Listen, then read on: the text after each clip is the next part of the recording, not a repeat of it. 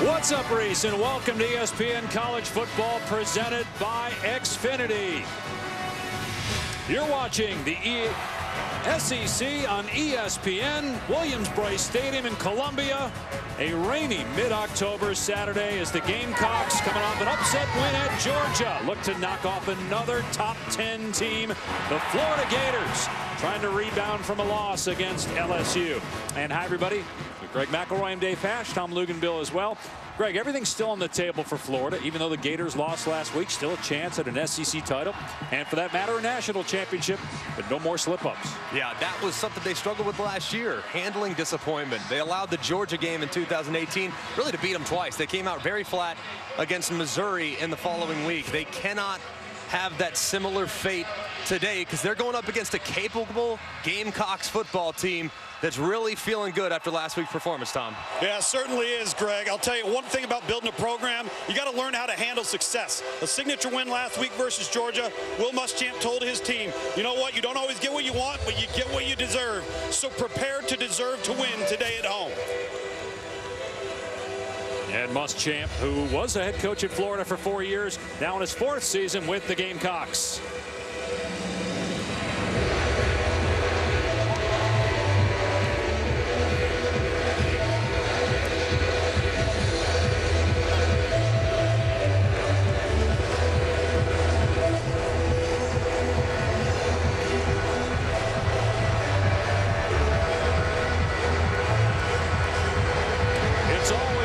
Here in Columbia, but especially after the win last week in Athens, they are feeling it today.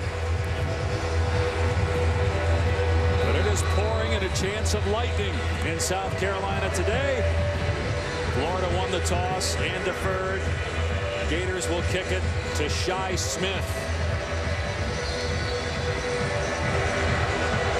And we're underway from Columbia. Smith under and on the goal line, has to take it out. Past the 20, and a huge hit along the sideline at the 25-yard line by Stewart. The quarterback for South Carolina's true freshman Ryan Helinski, who got hurt in the game last week against Georgia. That was in the second quarter. He played through that injury, but in the third quarter, Adam Anderson called for roughing the passer. Helinski was helped off the field, watched the rest of the game from the bench. This is pregame, working out that left knee. No brace in pregame. He is wearing it now as he makes his 6th start, and he'll hand it off on first down as Dowdle does a great job to duck under a tackler and pick up 8 yards. Ryan Helinski has done a great job stepping in for the injured Jake Bentley. Has steadied this offense. Not a ton of big play potential, and they need to improve in a lot of areas, but he's been steady. With the exception of the Missouri game, he's played mature, smart football and has been very accurate here in his first season in Columbia. And so Dowdle shaken up on the first play. They do like Tavian Feaster, and it's going to be a flea flicker here. Helinski looking deep, taking a shot. Caught! Brian Edwards, their best receiver, pulls it in with Florida's best corner, C.J. Henderson, draping him 42 yards. It's a beautiful route, and you're just going to see stutter and go right off the gate. See the reaction by those safeties. And a nice throw for the #1 receiver to go up and make a play. Good coverage, too, by C.J. Henderson. With Brian Edwards. The big play potential. Always something to consider with the excellent wide receiver. And Feaster, the transfer from Clemson, stays in the game here. He'll get the call on first down.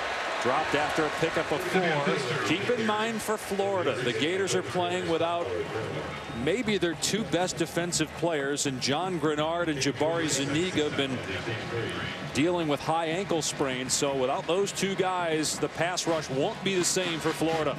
Greg, I'll tell you, I love that call, too, because in this weather, you've given your young quarterback confidence. He can throw a wet ball, and he can throw it anywhere on the field. Really nice throw and a better catch by Brian Edwards. They shift Smith in motion, and Feaster wrapped up in the backfield and spun down by Trey Dean. So it's going to bring up 3rd down and long. 3rd down has been a problem for the Gamecocks this year. They've been awfully conservative too, especially early in the game. Don't try to do too much. On 3rd and longs, they've done a lot of screens, and they've been more than willing to hand the football off. Keep an eye on the potential tunnel screen here to one of these talented wide receivers. Feaster leaving the backfield. Helinski with time, and it's caught by Smith for a 1st down at the 10-yard line. And again, you saw no pass rush from Florida on 3rd and long. Great pocket for Helinski to stand in and survey. And a good job by Shi Smith working over the middle. That was a beautiful design in their empty package, a package that has hurt this Florida defense from time to time. In a game last year against South Carolina, the empty was very, very helpful for this offense. Got to think without Zuniga and Grenard as they run it here. Feaster slammed down by Kyrie Campbell. I mean, if you're Todd Grantham, the defensive coordinator, how do you call this game when you don't have 2 guys who are difference makers off the edge? Early in the game, just feel it out. Just see whether or not your guys that are replacing those 2 talented defensive ends, see if they can get home. But if they can't, and as the game progresses into the 2nd quarter and the 3rd quarter, that's when you might expect to see a little bit more pressure, a few more blitz packages to try to make life a little more uncomfortable on the freshman quarterback. Dowdle has not returned, so Feaster's the running back again. And he's inside the 5, hit at the 2, and brought down at the 1. There is a penalty marker down on the near side of the field around the 7-yard line. Our referee is Matt Leffler.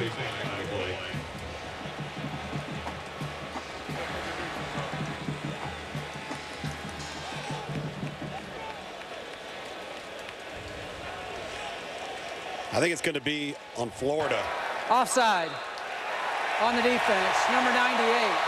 5-yard penalty, replay 2nd down. So that's Luke Ankrum called for offside, so they get a free 5 yards.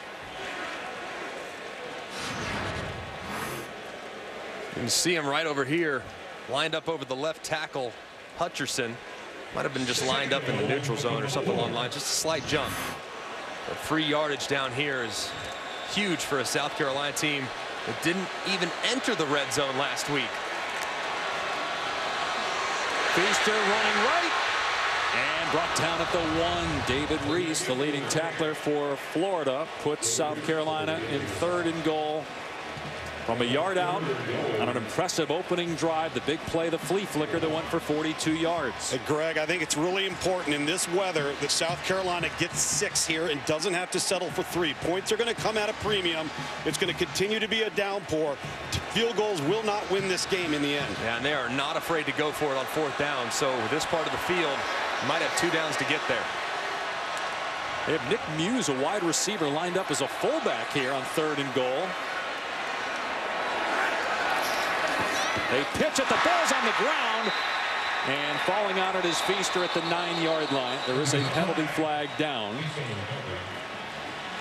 Boy, in the weather, hard to handle that deep pitch. Offside on the defense, number 98. Half the distance, replay, 3rd down. It's Ankrum again. Twice. I mean, look at the helmet. There's the line of scrimmage, and he's in it. He's got to be more mindful of where he's lining up. How does he not see that, Greg? That was a huge break, too, for South Carolina's offense after what was near catastrophe on the dropped pitch. 3rd and goal again from inside the 1. Here's Denson. He's in. Touchdown, South Carolina.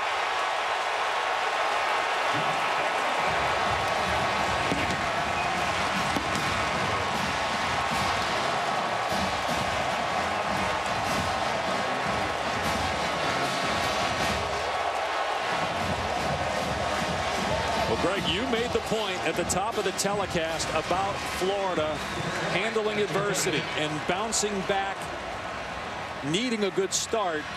That's not what Dan Mullen had in mind, giving up big plays and then needless penalties for lining up in the neutral zone. White puts it through. 7-zip Gamecocks. Carrying over some of that momentum from a huge win last week in Athens, and South Carolina gets things kicked off here with a great opening drive and a 7-0 lead.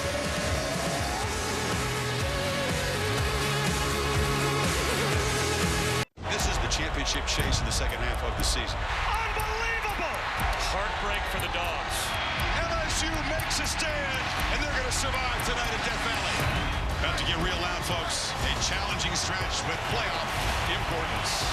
Everybody's involved, not just the 11 players on the field. It's the fans, it's everybody. There are all the X's and O's, and then there's all of this.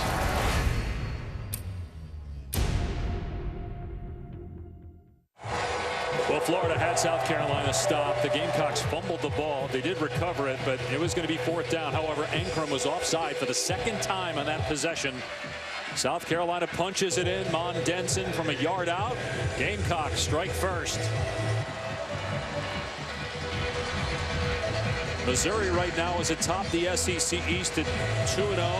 Florida and Georgia with 1 loss apiece. South Carolina 2-2. Here's Swain running it out, and he's tripped up and doesn't even get to the 20-yard line. Nice job there by Eason Riddle on special teams as Kyle Trask takes the field. He's been a backup quarterback basically his entire life. De'Aaron King was the starter when they were in high school in Manville. He didn't start his first 3 years at Florida, though he was supposed to last year in this game, but got hurt during the week, injured his foot. As a starter this year, he's 3-1. It's his first starting role since he was a freshman in high school. He hurt his knee against Auburn, and he's been battling through injury really his entire career. Foot problems with now the knee. First down on the 16-yard line for the Gators. Play action for Trask, and it's dropped. Dan Mullen told us yesterday he doesn't mind throwing the ball when it's wet, but may think twice if guys keep putting it on the deck. Kyle Trask has allowed this offense to really evolve. I mean, you think about Dan Mullen, his whole career is about running the football. Dating back to his days at Florida as an offensive coordinator and then at Mississippi State. But really, Kyle Trask is just better suited dropping back and throwing it downfield, and they have an elite group of wide receivers. So his insertion into the lineup has really transformed this Gator group. Grace and replacing Felipe Franks, who's out for the year. Boy, that pass really sailed on Trask. Mukwamo was in coverage. I know Mukwamo had 3 picks last week, but I don't know that it was as much concern about an interception as it was throwing a wet ball. I think he's frustrated because he can't properly grip the football. Mukwamo was the hero against Georgia. Had an interception returned for a touchdown. Was the National Player of the Week.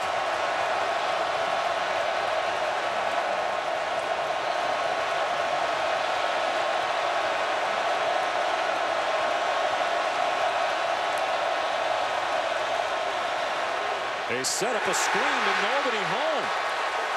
Total mix-up by Florida. Van Jefferson looked like he ran the wrong route. Van Jefferson is not on the same page with the offensive line. They might have had a check amongst the receiving corps, and then when Kyle Trask went to the line, he called for a tunnel screen, and the receivers never got it. So 2 out of 3 plays for the Gator offense. The quarterback and the wide receivers not on the same page. But Tommy Townsend has to punt from his 5-yard line. Line drive. Edwards going to let it bounce, and it's going to work out okay actually for the Gators. South Carolina will have to start inside the 30-yard line, a 54-yard punt. So second offensive series for Ryan Hilinski, true freshman from Southern California. He and his family moved 2,000 miles to live here in South Carolina. He started the last 5 games. Remember, Jake Bentley hurt in the season opener. There he is with his brothers. That's the dad on the far right, Mark. Next to him is Kelly, and in the middle, the late Tyler Hilinski wearing the Upland jersey. Tyler passed away via suicide back in January of 2018, was the quarterback at Washington State. We mentioned the family, Mark, Kim, and brother Kelly, 24 years old, moved here to Columbia to be close with Ryan. They started the foundation, Holinsky's Hope, which educates and raises awareness for those battling mental illness. And Holinsky to throw it to Edwards on first down, past the 35, and a huge tackle. Ventrell Miller smoked him. This is pregame. Holinsky, the Gamecock walk, greeting his older brother Kelly, who played college ball himself at Weber State and Columbia. Such an inspirational story, and how the Holinskys have handled just an incredible tragedy.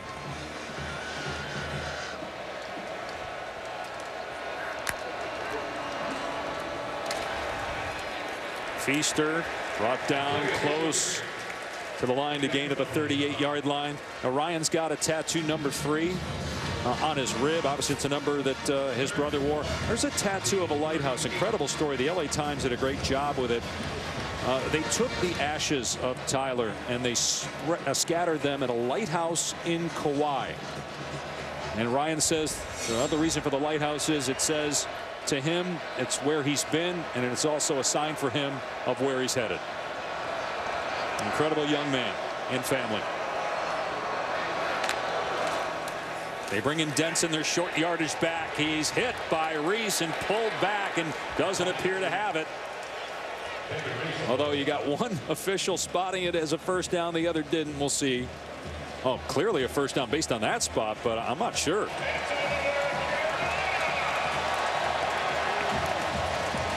You a little surprised there? A very favorable spot.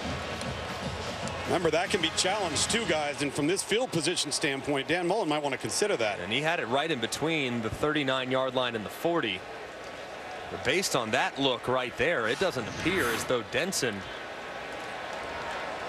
got to where they're currently spotting the football for 1st and 10. And it's a quarterback run. Holinsky dragged down after a pickup of about 3. Let's check in with Matt in the studio. Hey guys, good afternoon. Time for your LL Bean studio update. Checking in on Wisconsin, taking on Illinois. Jack Cohn and Jake Ferguson. Not yet a blowout, but perhaps name the number for Wisconsin. 7-0 early in the first. Matt, you never know. Illinois hung in there with Michigan last week. Wolverines pulled away in the 4th quarter.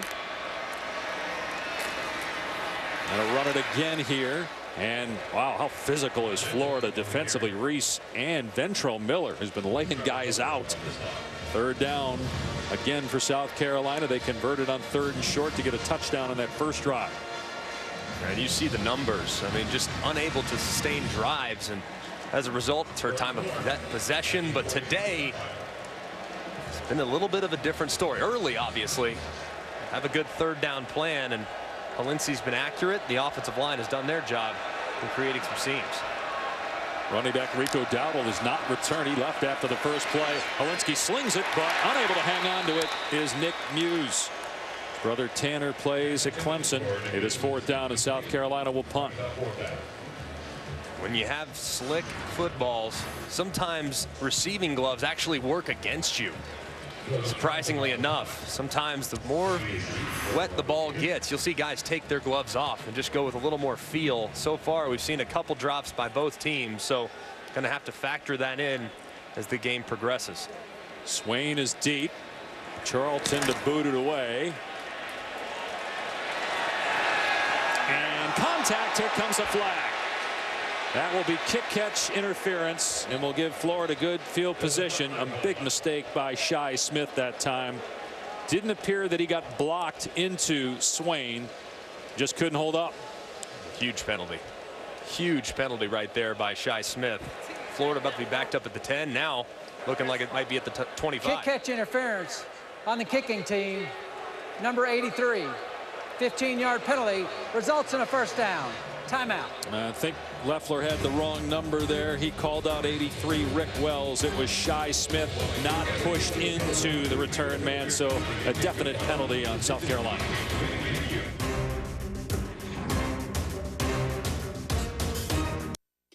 ESPN College Football is presented by Xfinity. Get the ultimate in-home Wi-Fi experience with Xfinity XFi. And in part by Volkswagen.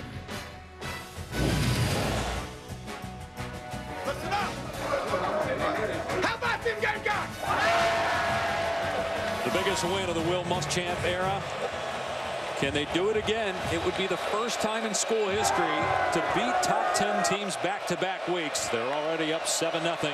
Kyle Trask looking for Perine out of the backfield as a blocker and run out of bounds at the 30-yard line. And the folks here in South Carolina have been giving their head coach some grief. Fear the frames. Will was telling us yesterday he hates having to wear glasses, but he's getting old and he needs them. We all get there at some point, Greg. You will too. Hang out with you two. I feel like I'm there already. Lugs his glasses are painted on. He just. 2nd and 5. Play action. Trask downfield. A catch. And Copeland is inside the 40-yard line. Beautiful play action pass. This was a nice job off the RPO. He sees press coverage, which allows him to work one-on-one against McQuamu. And Copeland gets a really nice release against the 6'4" corner. And a great throw by Trask, leading his receiver upfield. 34-yard pickup.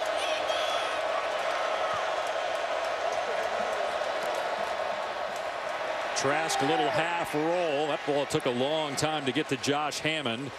Gain of about 4 on the play. No, Greg, it's interesting with Dan Mullen when he told us that, you know, through the first few weeks of the season, you kind of figuring out who you are. And what we found out is that we're a passing team. We haven't run blocked very well, but we can pass protect. And so throwing the ball in the rain is what he's counting on to be their game plan. Yeah, and Trask allows that transition to take place as well. Obviously more of a stationary target, but a more accurate thrower than Felipe Franks. And man, Mullen wasn't kidding when he said we're going to throw the ball in the rain. They haven't run it yet. This is the first time, and Perine able to break away from Kinlaw, who is a loaded defensive tackle at 6'6", 310. Couldn't wrap him up, so positive yardage, but Kinlaw's been a game wrecker for them this year. Just look at him. He's a monster. An absolute monster. And what a great kid, too. Unbelievable story. And has really transformed his body. Came to campus at 350, has lost all that weight, and now you're starting to see the agility and being able to play in opponents' backfields. He's been as good as any defensive tackle in college football. I think him and Derek Brown are kind of in a league of their own when compared to some of the other interior defensive linemen across the country. And a timeout here with the play clock down to 4 by Florida. We'll have 3rd and 2 for the Gators, and we come back to Columbia. Thank you, Matt. It is 7-0 here. South Carolina in front of Florida, and the Gators facing a 3rd down and short. They've run the ball once in this rain. That's it here in the first quarter. Perine in the backfield with Trask.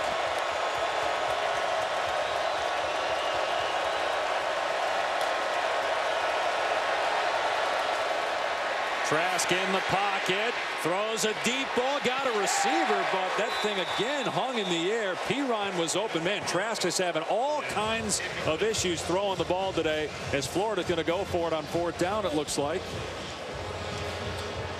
Nope, they're going to actually take Trask off the field here and try a long field goal. Bad throw right there by Trask.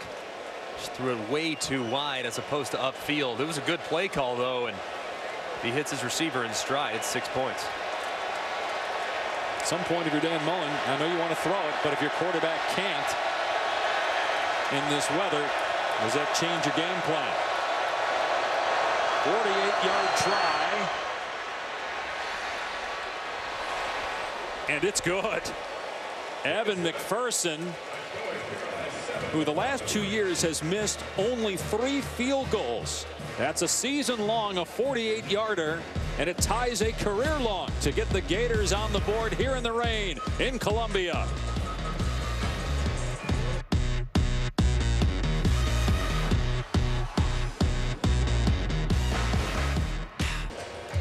A huge game tonight with the whiteout in State College. Number 7 Penn State taking on 16th ranked Michigan. And Jim Harbaugh's not won these games, as everybody knows. Since he's been at Michigan, it would be huge if the Wolverines could get it. And if Penn State can win that game, it puts them right in the middle of the championship picture. They still obviously have to play the Buckeyes. Throttled Northwestern last night. McPherson had just made the field goal, kicking it deep here to Shi Smith. And Smith is greeted at the 15-yard line and brought down by Pierce. Love the aggressiveness from South Carolina offensively on the opening drive. Look at the influence that this flea flicker has on those safeties. Both safeties trigger up. It was a nice throw and a beautiful catch by Brian Edwards. And 3rd and long in the red zone. You look at the too high coverage, being able to flood that intermediate zone.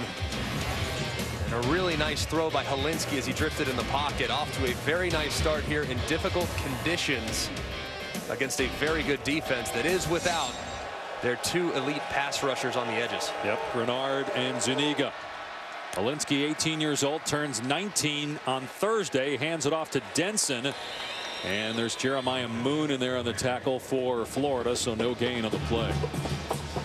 Moon is one of those guys that's going to have to step up. In Jonathan Grenard's absence, Moon is probably their longest, rangiest, and one of their more twitchy players as well. He can create some issues. He's working against a freshman and Jalen Nichols at right tackle, so Moon's going to have to step it up today to try to make up for what Grenard won't be out there providing. South Carolina's got 2 freshmen on that right side.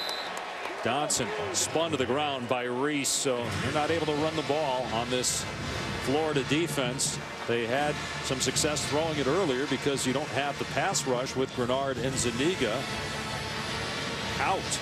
Well, and don't forget, guys, it affects the run game too in your run fits because you're not able to be as disruptive up the field to create some negative plays on early run downs. And it allows you offensively to be a little bit more willing to drop it back and hold the football a little longer. So it helps the offense tremendously when you don't have 2 game wreckers up in front coming off the edge. So does Grantham start blitzing now? 3rd and 8 here. Feaster stays in. Dowdle hasn't returned, the starting running back for South Carolina. Here's a deep ball, and it's well overthrown. Didn't look like the receivers, Smith and Edwards, were on the same page with Helinski. So 4th down, and it'll be a punt. Good job by this Florida defense these last couple series.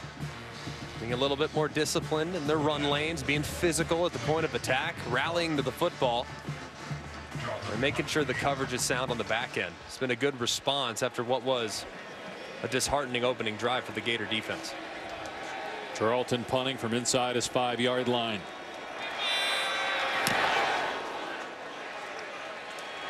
And signaling for the fair catch is Freddie Swain. Florida will start this drive on its 35. 47-yard punt, no return. Florida Gators coming at 6-1, 3-1 in the SEC, 9th in the country. They have a bye next week after losing to LSU last week when Trask played beautifully despite the loss. They still have to play Georgia. They still have to go to Missouri, and they have Florida State at home.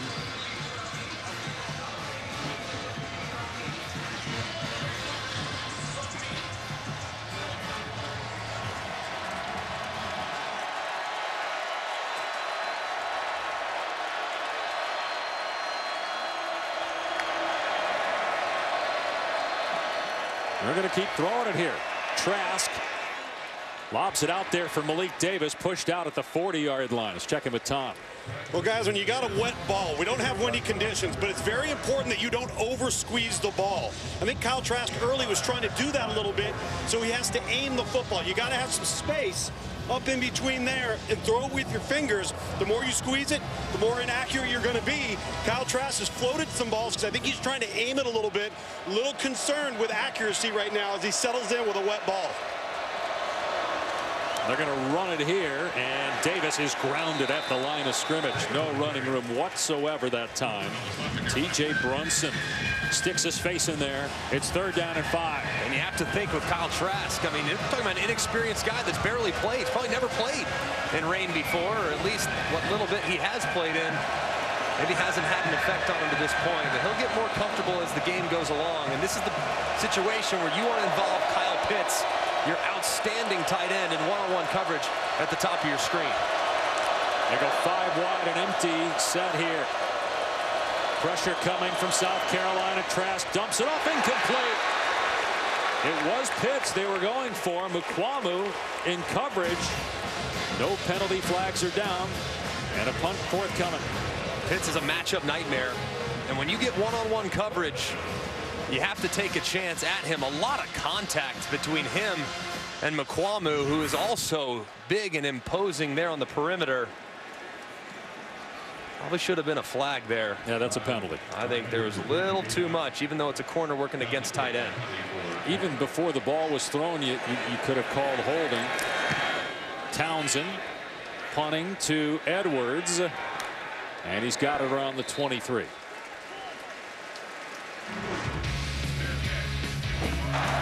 Kyle Trask, he's usually a guy that drives the football with a lot of velocity. You're seeing the ball float a little bit. You don't have as many RPMs on the ball, and now all of a sudden the accuracy wavers. Now what that does to you mentally, and Greg, I think you made a great point, with his limited experiences he's got, there's a likelihood he hasn't played in water-infested games, in rain, and so he's got to find a way to get the grip on the football and get confidence that he can throw it accurately and do it consistently throughout the course of the game. And it's going to be on Dan Mullen, too, to find what he's going to be comfortable delivering. Get him some confidence, get him rolling, get some rhythm into this passing attack. Hand off to Feaster. Oh, he got tripped up. Ball on the ground, but he was down. Let's check in with Matt in the studio. Okay, guys, Oklahoma rolling early with Jalen Hurts, taking on West Virginia at home. This is Charleston Rambo over the middle, touchdown, 14-0 early, late first. And Oklahoma continues to roll, as does Feaster, who might be gone. They finally cut him down inside the 40-yard line. Marco Wilson's got great speed. If it's anybody else, it's probably more than a 32-yard run. Yeah, you see the jet sweep action that gets the Florida Gators to move from right to left. And that flow allows the backside cut. A beautiful run by Feaster. They go back to Feaster here. Grabbed at the line of scrimmage and brought down. Adam Schuler, grad transfer from West Virginia, was in there. Now Feaster, senior from Spartanburg, South Carolina, grad transfer from Clemson. He might be banged up. Remember, Rico Dowdle was hurt on the first play. So Mon Denson, another senior, is in the game. He's got the touchdown. But he's more than likely going to be their short yardage back most of the time. They won't snap it here. 1 quarter in the books. Columbia, South Carolina rocking. Gamecocks on top after 1, 7-3.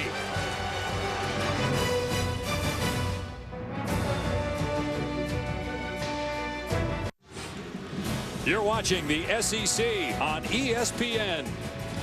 From Columbia, South Carolina, 7-3 Gamecocks after 1. This season, every field goal and extra point made by participating universities. Allstate will make a contribution to the university's general scholarship fund.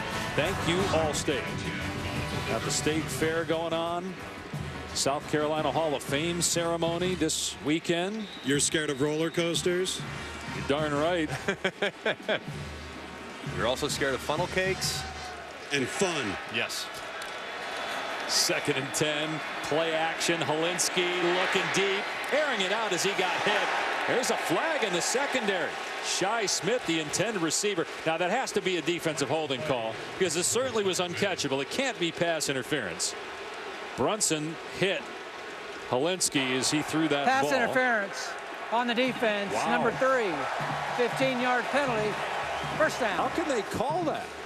And that was a throwaway. I mean, under duress. And the contact looked marginal. Look at the receiver's releases. 1st and 10, 22-yard line. And there's definitely a little contact there on the outside between Marco Wilson and the intended receiver. Yeah, but Greg, the ball was thrown 20 yards over his head. Yeah, I don't think it was catchable. Correction. There is no defensive pass interference. The ball was uncatchable. There you go. It'll be third down. Just surprised that they actually announced it and then somebody said, hey, uncatchable. Okay, let's change the call. No, I think it was a correct call. It was a good change. I mean, there was contact, but the ball is thrown so far over the head. of the intended receiver. It's a pretty clear and definite call. Well done by the crew. Good job sorting that out. So now it's 3rd and 10. Need to get a little bit closer for Parker White to have a shot. And this looks like a little pressure potentially from Florida, so watch for a potential screen or inside zone. There it is. And Feaster brought down at the 31, but that will give Parker White an opportunity to make about a 49-yard field goal. He made a 49-yarder against Georgia. Kicked the game winner to beat Georgia in double overtime last week. He also missed one in overtime from about 33 yards. Trying to extend the lead here. In wet conditions, the kick's the easiest part. The snap and the hold sometimes get a little tricky when that ball is slick. Joseph Charlton, the punter, is the holder. Matt Oliveira is the long snapper. And that kick is good. So we've seen 2 long field goals in that direction in these conditions already here. One by Florida, this one by the Gamecocks. Beautiful snap, beautiful hold, matched laces, laces out. And White drills it. End over end, right down the middle with plenty of distance to spare.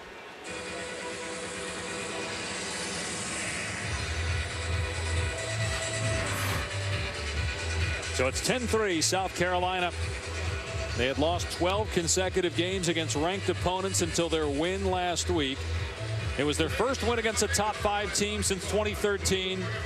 But they have never beaten top 10 teams in back-to-back games. They have a chance today.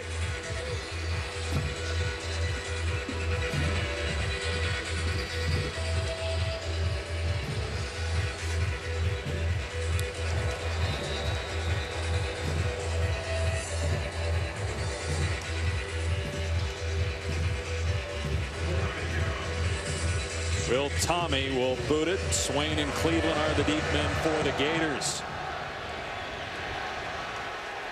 And this one will be a touchback. Take a look at a blimp-worthy moment brought to you by Goodyear. It was the meeting last year between Florida and South Carolina. The Gamecocks led 31-14 in the 3rd quarter. But Felipe Franks led the comeback win 35-31. And at the end of this, remember, Franks, after he scored this touchdown, he shushed his own crowd because of the criticism he had received the previous week. Franks is out for the year due to injury. And how about this? In that game last year, Florida rushed for 367 yards. Today, they haven't even tried. They've run the ball just twice here. And they're going to throw it again. Out in space to Cleveland, and he's got the first down. Knocked out of bounds at the 39. South Carolina made sure that everybody remembered what happened last week. That sign I gave up 367 rushing yards to Florida. That was on every defensive coach's office. But the shirt, that's Will Muschamp's shirt, handwritten by Will. As you can see, Traverse Robinson, T-Rob, the defensive coordinator for the Gamecocks. Here's Pierce up the middle, push back at the 45. Quality penmanship by Coach Muschamp there. We thought when he told us about the shirt, we figured that like they had the T-shirt made up. Yeah. But it's so Will. It's like perfect that he did it himself. Oh, you know he did it, and he's laughing. I'm going to get these guys. I'm going to show them. And clearly the defense so far, at least in the early going, has responded. Granted, Florida hasn't really tried to impose their will on the ground. Expect them to get to it a little more as the game goes along. Well, they just got 5 yards. The 3rd rush attempt of the game. They're going to run it again here with Pierce. And he's close to the first down. Let's bring in Matt from the studio. Yeah, guys, just checking on South Carolina's upstate rival Clemson on the road taking on Louisville. Not a good start for Trevor Lawrence. He's already thrown 1 pick in the end zone. Make it 2. Lawrence leads the ACC in interceptions. Right now, Clemson only have 3-0 on Louisville. It's remarkable. We thought we had him a few weeks ago that he had settled down.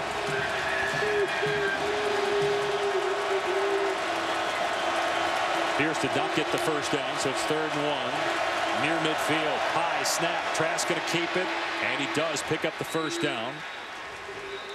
Wanham gets him to the ground, but they're in South Carolina territory. Trask loses helmet. He did. He's got to come out for a play. And that means Emory Jones, who they like to use at times anyway, comes in to play quarterback. This is the one team that doesn't affect. Yeah, 2 quarterback systems actually worked well. They complement each other so well. Emory, the shiftier, quicker option, whereas Trask is the better thrower and more of a power back when carrying the football. But Dan told us yesterday he's not afraid to have Emory throw the ball. Thinks that Jones has a good arm. He's going to run it here, though. Trying to find a hole, and he couldn't. That may be 2 off that right side. Clearly the message has been sent, though, by this Florida Gator offensive line. Say, hey, let us run. Let us try to push the pile a little bit. This is now 4 straight run plays that we've seen from the Gators. And this offensive line, frankly, they haven't been great this year in regards to their run blocking. Working against a good front headline by Javon Kinlaw is going to be tough sledding, but you have to give them an opportunity, especially in wet and difficult throwing conditions. You saw P. Ryan leave the backfield, so an empty set here for Trask, who's back in the game for 2nd down and 8. He'll throw to P. Ryan, and that was over Wanham, who's a 6'5" linebacker, dropping, and that ball was lobbed over his head into the arms of P. Ryan. Yeah, I mean, he just a little lollipop out there. Greg, you should see this from ground level. Yeah. I mean, he's just throwing little rainbows, and they somehow end up where they're supposed to be. Yeah, that was a good job right there. And if I'm one of these South Carolina corners, I'm thinking, man, if he's throwing it like that, I might get a little more aggressive on some of these underneath throws. Still raining. Chance of lightning in Columbia. 3rd down and 1. And Trask keeping it again. That's twice now. And he gets the 1st down. Inside the 40. It's a bit of an underrated part of his game. I mean, he's not a game breaker. He can't take it the distance. But he can get you 3 or 4 yards at 235 pounds. He falls forward. You see just able to kind of drag the defender. Right, no face mask, though. No face mask. No, he didn't grab it. Looked like his hand was up there, but no grab. We don't want any more penalties for hands in the face or face mask when there aren't penalties, right, in football. Here's Trask, and a jump ball that's caught. Copeland is free, and into the end zone. Touchdown, Gators.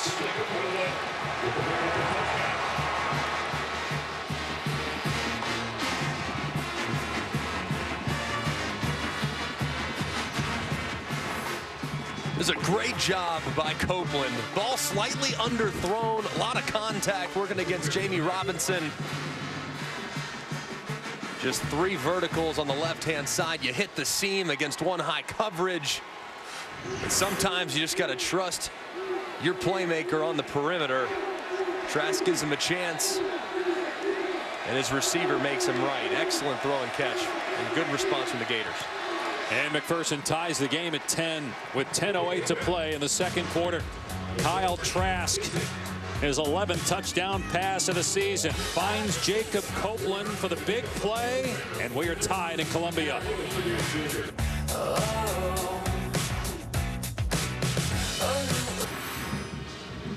All right, Matt, and the rain continues to fall here in Columbia, South Carolina. Florida fans made the trip from Gainesville. And the game is tied with South Carolina. Early in the 2nd quarter, McPherson, Shi Smith will field it at the 3. Smith finds a crease for a moment. The hole closes quickly. A flag comes in.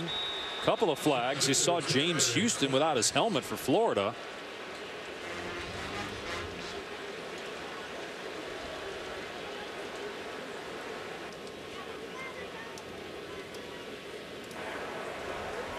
Personal foul, number 41 on the kicking team.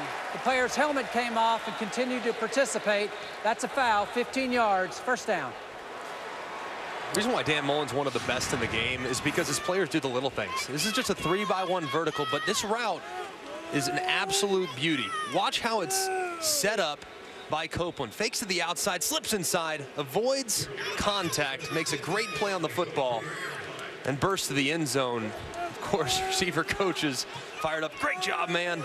And that was just a beautiful route, doing the little things to create additional separation. Here's Feaster, slammed down by Moon after a short gain. That was a big penalty by James Houston on special teams. It was one that was instituted a few years ago where if you lose your helmet, you can't continue to play. But, man, that's so hard to do for these guys, right? You get your helmet knocked off. The last thing you're thinking about is, you're thinking about, I don't want to get yelled at by my coach, so I'm going to keep going, but then it's a penalty. It's instinctive. You just kind of chase the football. You don't think about consequences when it's a split-second decision. Pass batted down at the line of scrimmage by Schuler. Shi Smith was the intended receiver. This quick game is trying to get the hands down on the defensive line. Watch these offensive linemen low.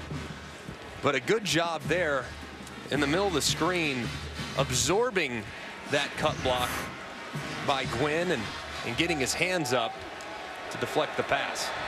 3rd down and 8. Helinski to the air. Blitz coming. And the pass is off target, incomplete, intended for Edwards. It's 4th down.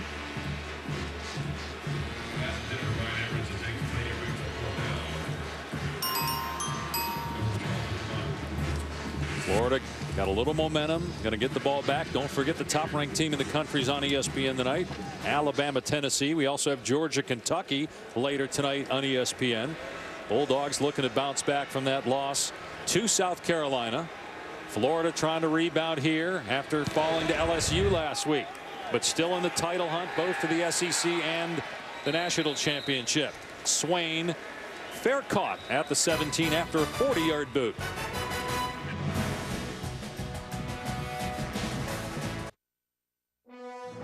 ESPN College Football, brought to you by Mazda. Feel alive. And Allstate, reminding you that football season is mayhem. A decade apart, national champion twice as an offensive coordinator at Florida, and then beating Michigan in the Chick-fil-A Peach Bowl last year. Mullen told us a story yesterday knowing that it was going to be raining. He talked about that infamous game with Florida State when it was pouring down rain. He went to then head coach Urban Meyer and said, hey, it's pouring down rain. I'm going to come out and throw the ball. And Urban freaked and said, wait a second. Wait, hold on. Let's talk about this. Play action. Trask throws it out into the flat. And good job getting to Swain. Gang tackle. Maybe a loss of 1. Ernest Jones leading the charge. I've never felt like rain helps the offense. I just don't think it hurts it as much as some might suggest. Rain is one thing. Wind is a problem. And when wind is constantly circling and changing directions, that can really have a negative impact on what you can do in the passing game. But wind has been absolutely non-existent at field level, even though they thought there'd be some gusts potentially as the game goes along. Well, officially no gain on 1st down. 2nd and 10. Trask in trouble. Gets hit as he throws. And it's caught by Pitts. He is short of the line to gain. So 3rd down coming up for Pitts, making that catch, the leading receiver among tight ends in college football. And really the first time today that we've seen add-on pressure from South Carolina. This time you see Brunson trigger quickly when the receiver and the running back leaves the backfield. 3rd down and short. I'm keeping it on the ground.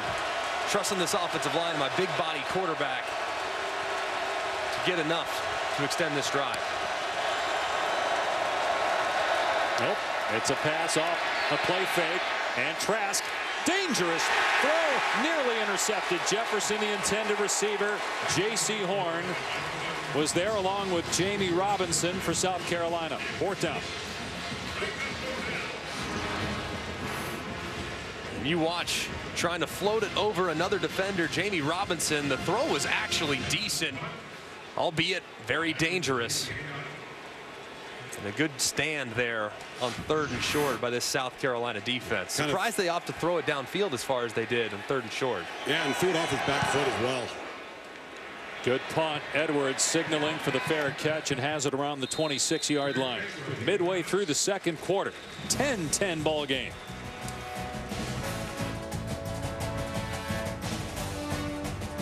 All right, right, Matt, Trask continues to struggle throwing the ball. The game tied at 10 midway through the second. And here's 3rd and 2, and he's got hits right here and just a standard zone coverage on a little option route right underneath. I mean, you can just throw it to your big body wide receiver, and you got 1st and 10, drive staying alive.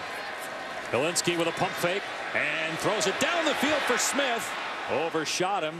Incomplete. Sean Davis running with Shi Smith. And then after that play, you see Dan Mullen whistle over his quarterback. You're trying to do way too much. You're trying to see too much. Right there, you got a simple, pure progression read. Hit your tight end big body, keep the drive alive. Instead, Trask trying to do a little bit too much, forced the issue, and made a dangerous throw there on 3rd and short. Good coaching, though, by Dan Mullen, getting it ironed out and having that conversation immediately so the quarterback can think about it throughout the course of this drive. Hilinski pulls it back and throws a strike to Edwards for a 1st down. That was beautifully done by the true freshman, taking it out of the arms of the running back and firing it complete. This is a heck of a catch. Wet ball, a missile. That is a heat-seeking missile. That ball's not wet to Hilinski, I can tell you that. I'm telling you, that ball was hot. And those great hands by Edwards on the slant. Here's Mondenson, brought down after a gain of 2. Brian Edwards is a great player for South Carolina, one of the best receivers in school history. 45 consecutive games with a catch. That's a school record. He's closing in on 200 career catches for the Gamecocks. 6'3", 215 pounds. Just so dependable. I mean, he's good on the underneath stuff, and he's not an absolute blazer. He's not going to run out and run 4.3 or 4.2, but he seems to always win on deep routes. He always seems to stack the defender, always get on top. He is just such a dynamic player and has been so consistent over the course of his career. Another pump fake. Hilinski going deep again, and he overthrew Smith again. Got to be 3rd down and 9. Man, this is close. I mean, just a little bit more air. And if you look at Shi Smith, the way things set up, as that safety vacates off the hash, there is a ton of green grass to the far left pylon. Instead, he throws it, and that ball drifts to his right. Just an inaccurate throw there by the freshman quarterback. That had big play written all over it with a little bit more accurate throw. 3rd and 9. Hilinski to the air again from the pocket. Now the pocket collapses, and down goes the quarterback. Jeremiah Moon has been a big factor today, replacing the injured John Grenard and Jabari Zuniga. Yeah, this is a good job by Moon, coming off the edge and then retracing back and not over pursuing. Sometimes you'll see these pass rushers, they get pushed way upfield, which allows vacant area up front for the quarterback to exploit with his legs. That time Moon gets pushed past, but recovers quickly and drops Hilinski for a sack. Swain is the deep man for Florida. Charlton hammers this one. Backing up to the 10 is Swain. And he gets smacked at the 16-yard line, and down he goes. 54-yard punt. This season, Taco Bell celebrating student sections and passionate fans like these by awarding the Live Moss Student Section of the Year. The Gamecock Student Section already on the national watch list. Go to ESPN.com/Taco Bell to see how your school can compete, or get the committee's attention by using hashtag Live Moss Student Section Contest. Dave, I had a student hand me a burrito today. And let me guess, how 20 seconds is long it took you to eat the whole thing. I had to wave it off. I had a job to do. Please.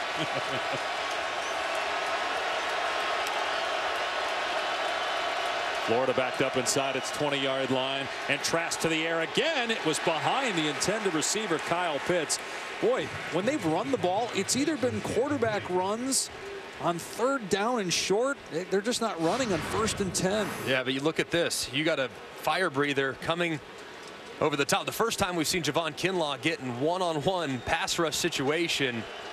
And I think Trask had to cut that ball a little quicker than he probably wanted to, which forced the inaccurate throw. Kinlaw making his presence felt. I guess that's what I'm saying. I mean, if you ran the ball against South Carolina at will last year. I know Kinlaw maybe not the same guy, You got the weather factor. Trask is struggling. Why not run it more? Here's play action, and down goes Trask. Eaten alive by DJ Wanham. It's a loss of 6. When we talk about Kinlaw, they're doubling Kinlaw almost every time. So you see him, he's going to occupy these two, which allows one-on-one pass rush for the perimeter guys. He's able to win on the edge, and Wanham drops Trask. But that's the presence that Kinlaw has. It allows for one-on-ones for some of those other excellent rushers for the Gamecocks. And Wanham gets home to set up 3rd and long. Greg, it's really cranked up here. They're backed up into the closed end of this stadium. Let's keep an eye on communication here.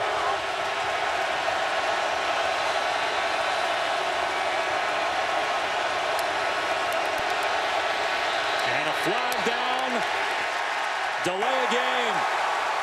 Delay a game. On the offense, number 11. 5-yard penalty. 3rd down. There we go, guys. They'll be backed up inside their 10. Keep an eye on big number 3 here. Javon Kinlaw, the SEC leader in sacks.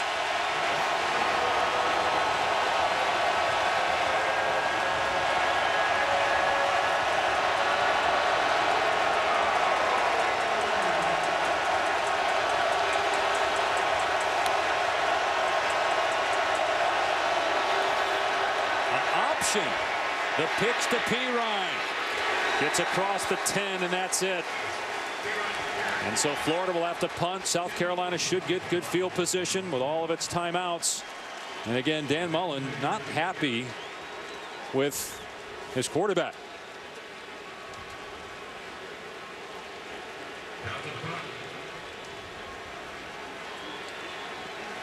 I see you, Lugs. Get an ear on that. What do we got? I saw you in the background. Oh, I got an ear on it, all right. I'm over here. He's really what he's wanting him to do is be more decisive in his decisions. Run or pass. He's telling him, make a choice.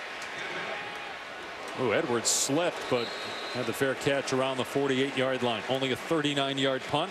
Now for today's Wendy's Weekend Watch. Coming up on ABC at 3:30.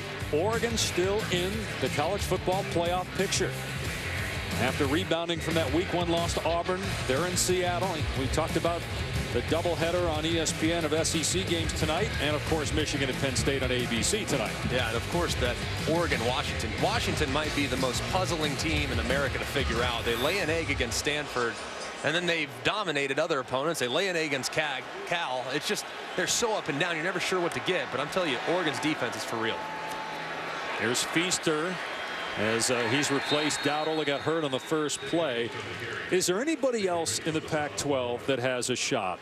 Arizona State, Utah, who play each other, or is it really about Oregon or the Pac-12 is shut out again? I think it's Oregon right now. I mean, Oregon, I know they went toe-to-toe against Auburn, and that, I think, helped their cause. Even though it was in a losing effort, people came away feeling as though Oregon might have even been the better team that day. So I think Oregon definitely has a chance. Utah, outside chance, but I think both those two teams still alive. Here's Feaster, and he stumbled to the 49 of Florida, so no gain, 3rd and long. What's so puzzling, guys, about that Washington team is in 4 of their games this year on defense, they've allowed over 200 yards on the ground. I mean, that's Washington. And that's something that is dangerous when you're playing a team like Oregon, who is playing good defense and can move the football with explosiveness. They are playing good defense, Oregon, right now. Yeah, they are. They are legit. Andy Avalos, the defensive coordinator, first year there, the Ducks, he might have a chance to get some legitimate assistant coaching awards at the end of the season. They keep doing what they're doing. Valensky on 3rd down and long. Another deep ball here for Edwards. Overthrow him.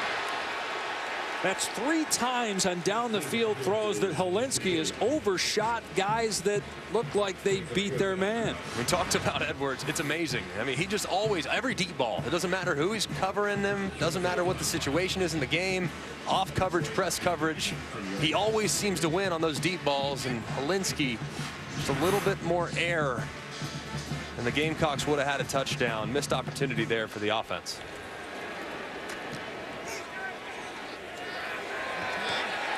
Swain signaling. Fair caught inside the 10. 2 timeouts remaining for the Gators. Tie game late in the first half. I'm Matt Barry. Coming up in the Lexus halftime report. What's wrong with Clemson today on the road taking on Louisville? Plus the same for Wisconsin. They're in a fight against Illinois, but Oklahoma continues to roll with Jalen Hurts. Jesse Palmer, Joey Galloway join me coming up on the Lexus halftime report. All right, Matt, we got 150 or 145 left here. Don't forget, on Monday night, the undefeated Patriots taking on the Jets. The reason we're showing you Van Jefferson, his dad Sean, not only played in the NFL for 13 years, he's the current wide receivers coach for the Jets. What a win for Sam Darnold and company over Dallas last week. Florida backed up inside its 10. They run the ball here, and Pirine has a first down. That's only the 3rd time in the first half they've run the football on first down. They get 16 yards. And now that they are no longer in the shadow of the uprights, expecting to go in a little more high gear. Same formation, though. It might run the same play. And this time, Kinlaw gobbles him up at the line of scrimmage. No gain. Florida has 2 timeouts remaining. You know, Greg, when Florida goes into the locker room, I'm curious to see if they come out, if they start running some more quarterback runs, because that's what Will Muschamp on defense worries about, is that extra gap that's created that changes your defensive alignment in terms of how many people you got to allot to the box. I think that if I were to guess Florida at halftime, it's going to be a heavy conversation in regards to trying to create a little more balance by establishing the run in the final 30 minutes. Florida doesn't seem to be in any rush, and I think South Carolina is going to call a timeout. I'm actually surprised South Carolina didn't do that earlier. First charge timeout, South Carolina. That's their first. Well, Javon Kinlaw has been an All-American candidate, one of the best defensive tackles in America, and has certainly made his presence felt today. Maybe not with numbers or stats, but he's constantly being double-teamed. And what do those double teams allow for?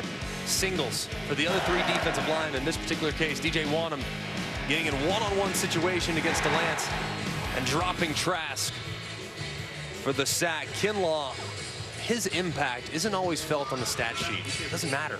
Stat sheet's one thing, that's great, but some great defensive tackles make every other defensive player better because of their presence and the amount of attention that the offense has to pay to them. And that's been the story here early today for the Gamecocks defense. Well, one of the things that's helped Kinlaw, he had hip surgery. He said he really didn't realize his hip was injured last year. They looked at it and said, you need surgery. So he had the surgery, and he told us yesterday that he's a new man after that surgery. There he is, lined up over the right guard, Brett Heggie. Grew up in Washington, D.C. His mom's from Trinidad. Play clock at 1 as they snap it, and they keep it on the ground here. Pirine has some room, gets tattooed by Roderick. New 3rd down and short. Neither team stopping the clock here.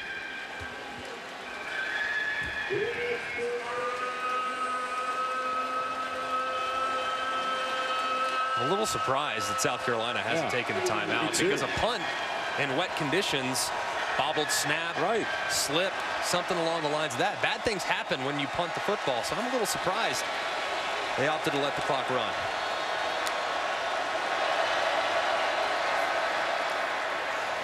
Pirine cuts it upfield, gets the first down.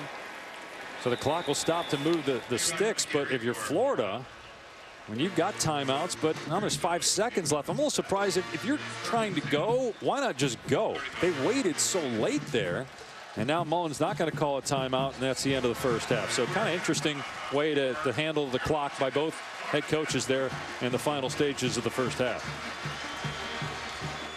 We are tied at 10, an important game for both teams. Sending out to Matt Barry, Jesse Palmer, and Joey Galloway in the studio. You're watching the SEC on ESPN. Columbia, South Carolina on a rainy mid-October Saturday. A tie ball game between the Gamecocks coming off that win against Georgia, and Florida following the loss versus LSU. In the booth, Dave Pasch and Greg McElroy. Tom Luganville down on the field. Greg, what were your takeaways from the first half? Well, I think both quarterbacks struggled a little bit, but it was a nice start from South Carolina offensively, coming right out of the gates, hitting a flea flicker on the second offensive snap.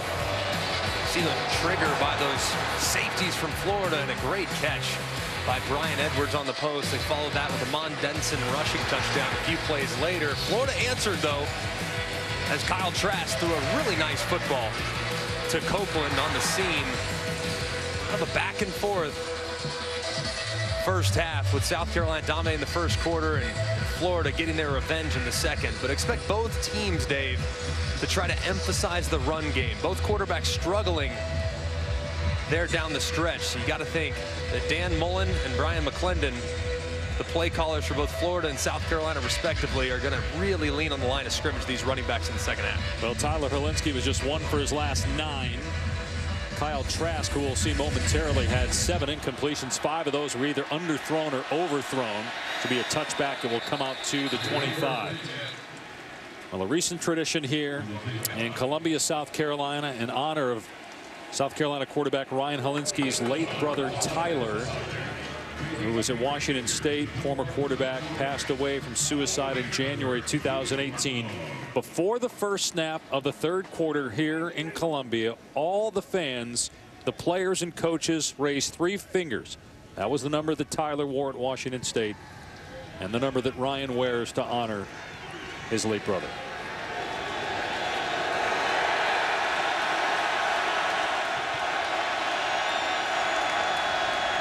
On first down, another pass play. Pirine, ball is loose, and they roll it incomplete. Pirine ran into Mukwamu, who was covering a wide receiver. A good job by Mukwamu, winning inside on Kyle Pitts and forcing the incompletion. This is a glorified sweep. It's like a toss sweep. I know it goes down as a completion or an incompletion. That's try to stretch the perimeter defensively, but South Carolina had it sniffed out. And a nice play by their talented 6'4" corner. Walter Camp, National Defensive Player of the Week for 3 interceptions in the win at Georgia, including 1 for a touch. Play fake, and the pass is intercepted at the 35-yard line. Robinson waiting for blockers. Down to the 20.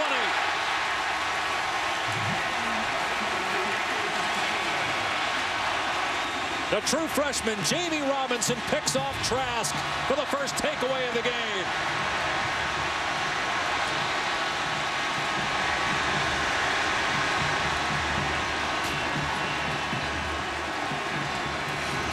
This is really made possible by the rush up front. You're going to see Kinlaw work around and force the high throw. 6'6" in your face, trying to get it up and over. However, that ball sails out of the hands of Kyle Trask and into the awaiting arms of Jamie Robinson. South Carolina comes back, and the quarterback Herlinski keeps it, and Ventrell Miller is there and takes him down at the 21-yard line for a loss of 1. Feaster, the running back, Rico Dowdle, hasn't played since the opening play when he got hurt. That opening drive for South Carolina was beautiful, but the offense struggled after that. But they get the short field here. But a negative play on first down. Herlinski will throw it here. And he'll throw it to the end zone. Almost intercepted by C.J. Henderson, and then almost caught by Chavis Dawkins. That ball took a while to get there. Man, so close there for C.J. Henderson. Good coverage. It was made possible because the ball took forever to get there. As Herlinski was trying to release the football, there was quite a bit of pressure in his face. Couldn't get his weight through it. As a result, the ball sailed. It was nearly intercepted. Fortunate there for the Gamecocks. South Carolina's 0 for its last 6 on third down. Been a struggle all year. And they're just going to run it here on 3rd and 11. And Feaster has the first down and more. And Feaster's into the end zone. Touchdown, South Carolina.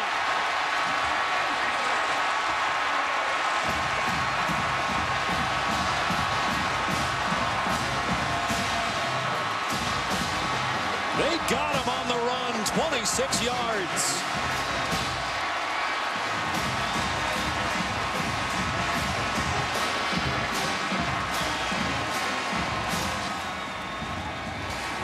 Grad transfer from Clemson, the 4th rushing touchdown for Tavian Feaster. 19th career touchdown going back to his days with the Tigers. And it's 17-10. Gamecocks lead the 9th-ranked team in the country.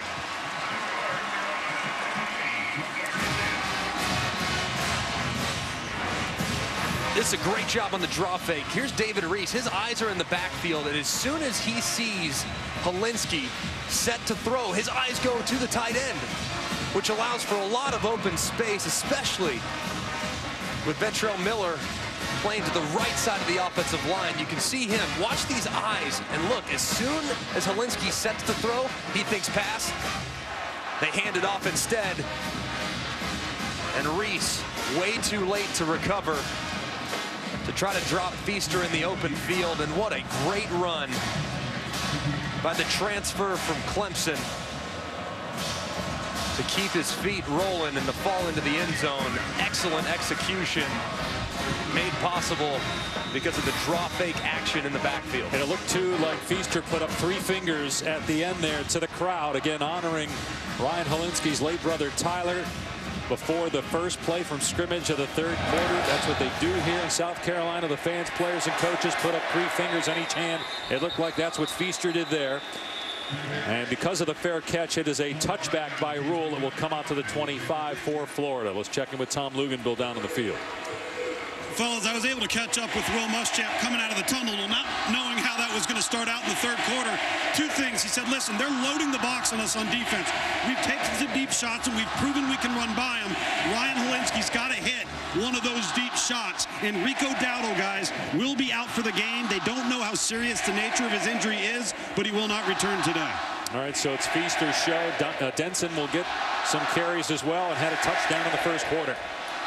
Let's see how Florida and Kyle Trask, after throwing that pick, responds. They run it, and Pierce breaks a tackle. Damian Pierce inside the 40. Pierce to the 20. Pierce to the house. Touchdown Gators. 75 yards.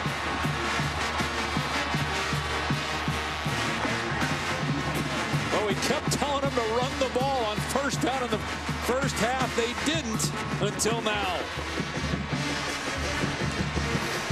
This is a beautifully executed in the front. Let's freeze it here. This is because Roderick overplays and tries to get outside. Instead, Pierce slips just inside, forcing the missed tackle. And how about the job, too, by Tyree Cleveland, number 89, the wide receiver, staying out in front of the defender and leading his running back into the end zone. Excellent effort by the wide receiver. And we're tied again at 17. A touchdown apiece in the opening 2 minutes of the 3rd quarter. Damian Pierce, sophomore, Bainbridge, Georgia. 28 carries all year coming in. Takes that one the distance from 75 yards and a touch.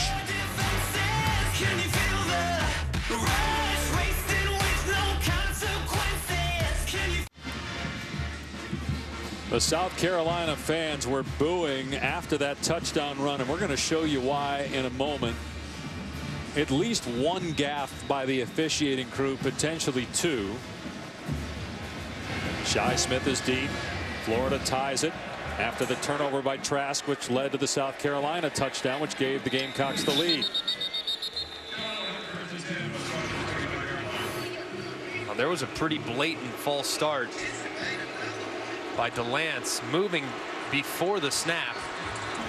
And then here, the South Carolina faithful wanted a hold called on Tyree Cleveland, who you see that right arm clearly grabbing the jersey of Mukwamu. But the official standing right there was a little bit blocked by the ball carrier. The South Carolina fans are not happy with what just transpired.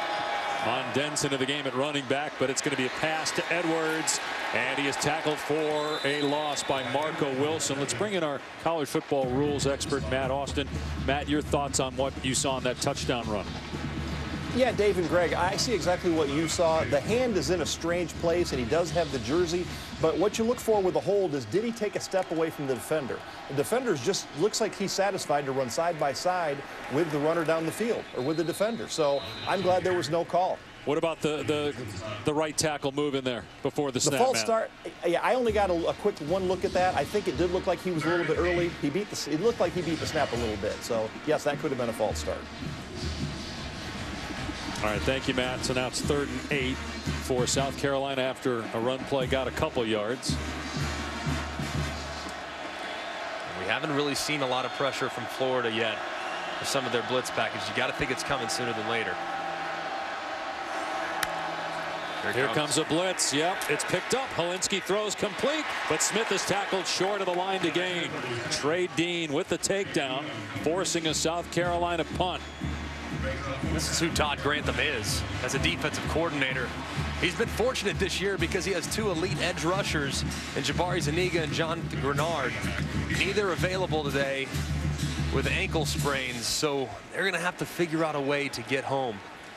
And the pressure packages and the blitz packages are something they're probably going to lean on heavily here in the second half. Swain is deep. It's a line drive. It takes a South Carolina bounce. And it'll be down at the 21. Time now for today's Aflac trivia question. Aflac. Steve Spurrier is the all-time winningest head coach at both Florida and South Carolina. Can you name the other 2 FBS head coaches who were the winningest at 2 different schools?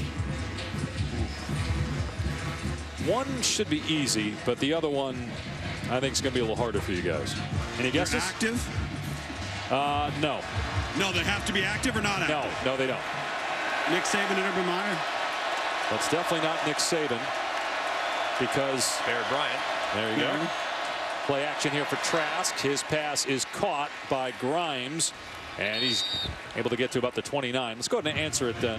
So you mentioned Barrett Bryant. Who is the other coach to be the winningest coach at 2 different schools? How about Gary Pinkel at Toledo and Missouri? I knew Barrett Bryant. Gary Pinkel, that's a good one. But what's humorous about this whole thing is, you know, Steve Spurrier, who's here today, he's an ambassador for Florida as Trask throws, and it's a first down catch by Pitts. Here is the credential that Steve wore into the stadium. Look what it says. Yes, right here. GOAT.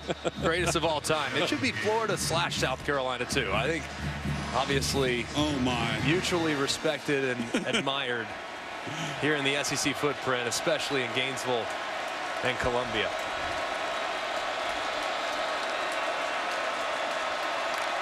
First set of downs for Florida. Off play action. Trask's pass is incomplete. He tried to hit Jefferson. Couldn't hang on. Ole Miss transfer, who's their leading receiver this year. Ball just a little bit high on the slant. Just a little bit out in front. One that Jefferson would catch more often than not. Pretty accurate throw under the circumstances. Not raining. I mean, it was coming down most of the first half. Field still wet. 2nd and 10. Trask with a long throw. Swain on the catch. The ball comes out. And it was knocked out of bounds, so it's going to stay Florida ball. Robinson, who had the interception, just forced a fumble on Swain. And it's a big loss on the play. And a heads-up play by Swain to just try to knock the ball out of bounds. You can see trying to corral it, just get it out of bounds.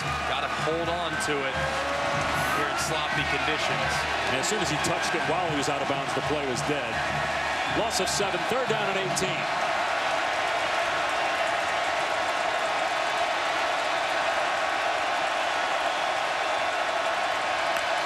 Trask yet to complete a pass on 3rd down, and Florida's just going to run it, and South Carolina's all over it. Pirine stood up by Kinlaw.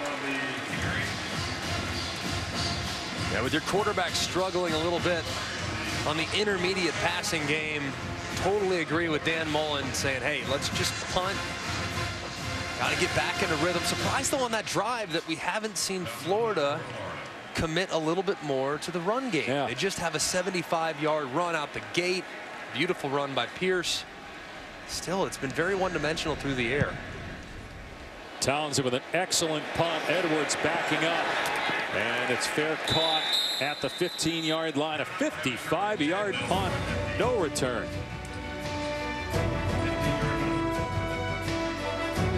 Martin thinks he's got a talented team, and Dawn Staley was a great coach, or great player, is becoming a fantastic coach.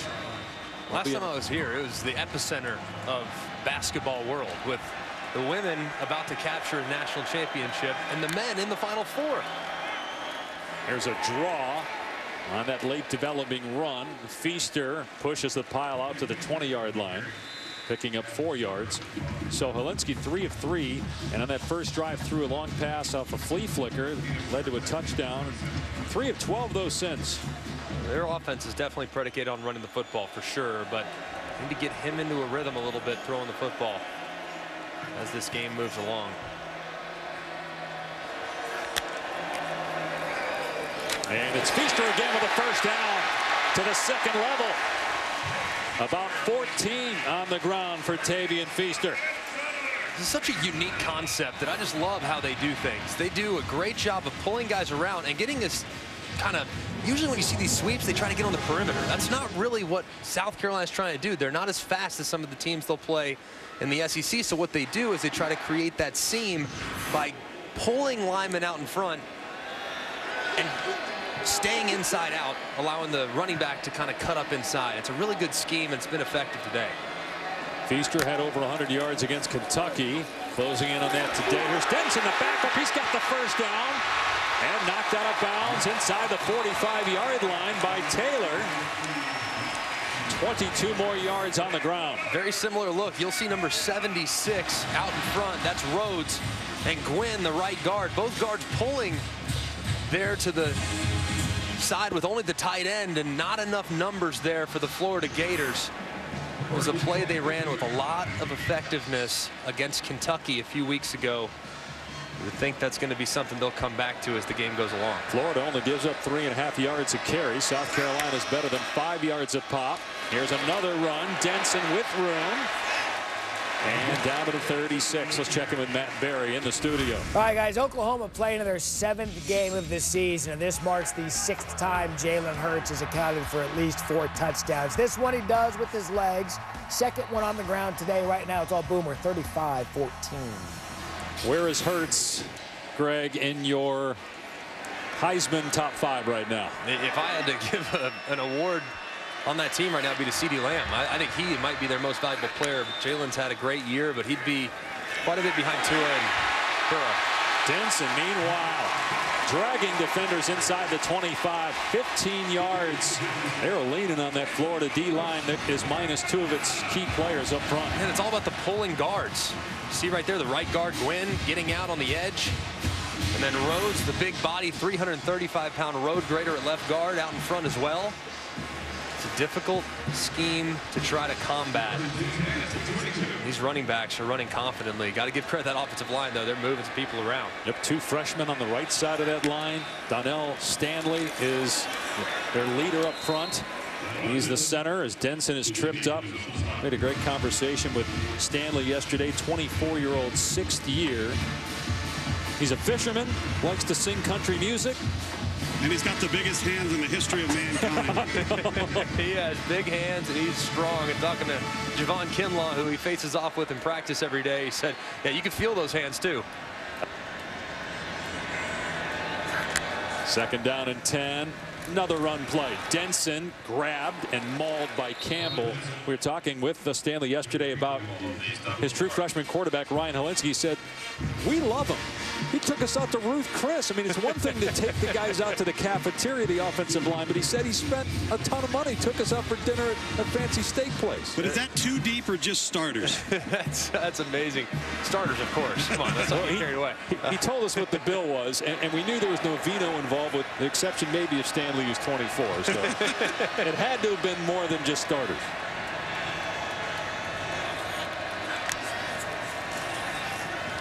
A draw play on 3rd and long, and it's a first down for Feaster. Ankle tackled by Steiner inside the 10. 14-yard run. Yeah, watch Moon right here. He actually falls back and gets tricked a little bit, which allows some open space to the left-hand side. Jeremiah Moon, who's in for the injured Jonathan Grenard, playing out of position and not in his gap there, which allowed for a big play. I don't see how you can abandon the run game at this point. You've done a great job in this drive. Expect some more. Nope, it's a pass play. Hillensik gonna get leveled and sacked at the 15-yard line. Did not see the corner, C.J. Henderson coming. And a negative play of about 8. Yeah, look at these eyes. Right, that's a dead giveaway. Corner cat is coming, especially with a cut split by Brian Edwards as he crossed field. I don't love the play there. I think you're running the football until they prove that they can stop it. Instead, you try to get cute, you drop back. Next thing you know, you're way behind the sticks after the sack. 2nd and goal. Van Feaster has nowhere to run. He gets mauled. David Reese, Adam Schuler team up on the tackle. No gain. Now it is 3rd and goal from the 15. No, Greg, that's such a staple for Todd Grantham. He's the corner cat. And they ran it actually 2 plays earlier versus the run. And C.J. Henderson made the tackle in the backfield. Had they not made that call, it would have been out the gate. Yeah, no doubt. A tough spot here. 3rd and 15. Got to come away with points. Yeah, I wouldn't do anything too crazy here. I'd keep it on the ground or throw a quick screen, high percentage completion. So not a shot to the end zone here. With a capable secondary, just more bad things can happen than good. They are going to keep it on the ground. And Feaster stood up after a 2-yard pickup. So that first play got him off schedule once they got to 1st and goal. And Parker White will come on. He made a 49-yard field goal in the first half. But remember, he missed a 33-yarder in overtime against Georgia last week. He did make the game winner, though, in the 2nd OT. And Adam Schuler is down. They're already minus Jabari Zuniga and John Grenard, 2 outstanding defensive ends. Now, one of their starting defensive tackles is injured.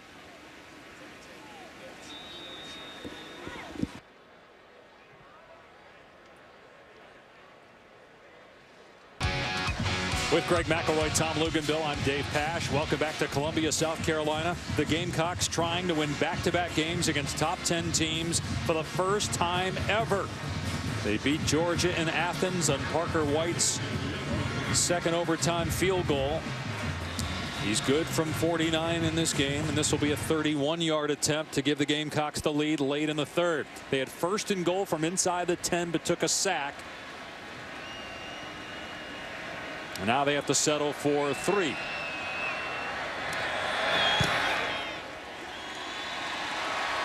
(20-17). The Gamecocks have the lead over the 9th-ranked Gators.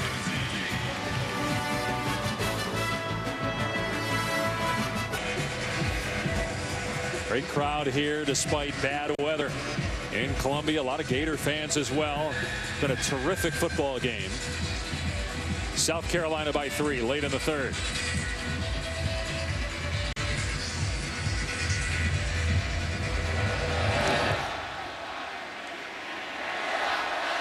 Touchback, it will come out to the 25. And now let's take a look at today's hardest working player, brought to you by Duluth Trading Company. And who else? It's Javon Kinlaw, defensive tackle for South Carolina. This is last week. Look at how he forces Jake Fromm to retreat, throw off his back foot, interception. Look familiar. Fast forward to today.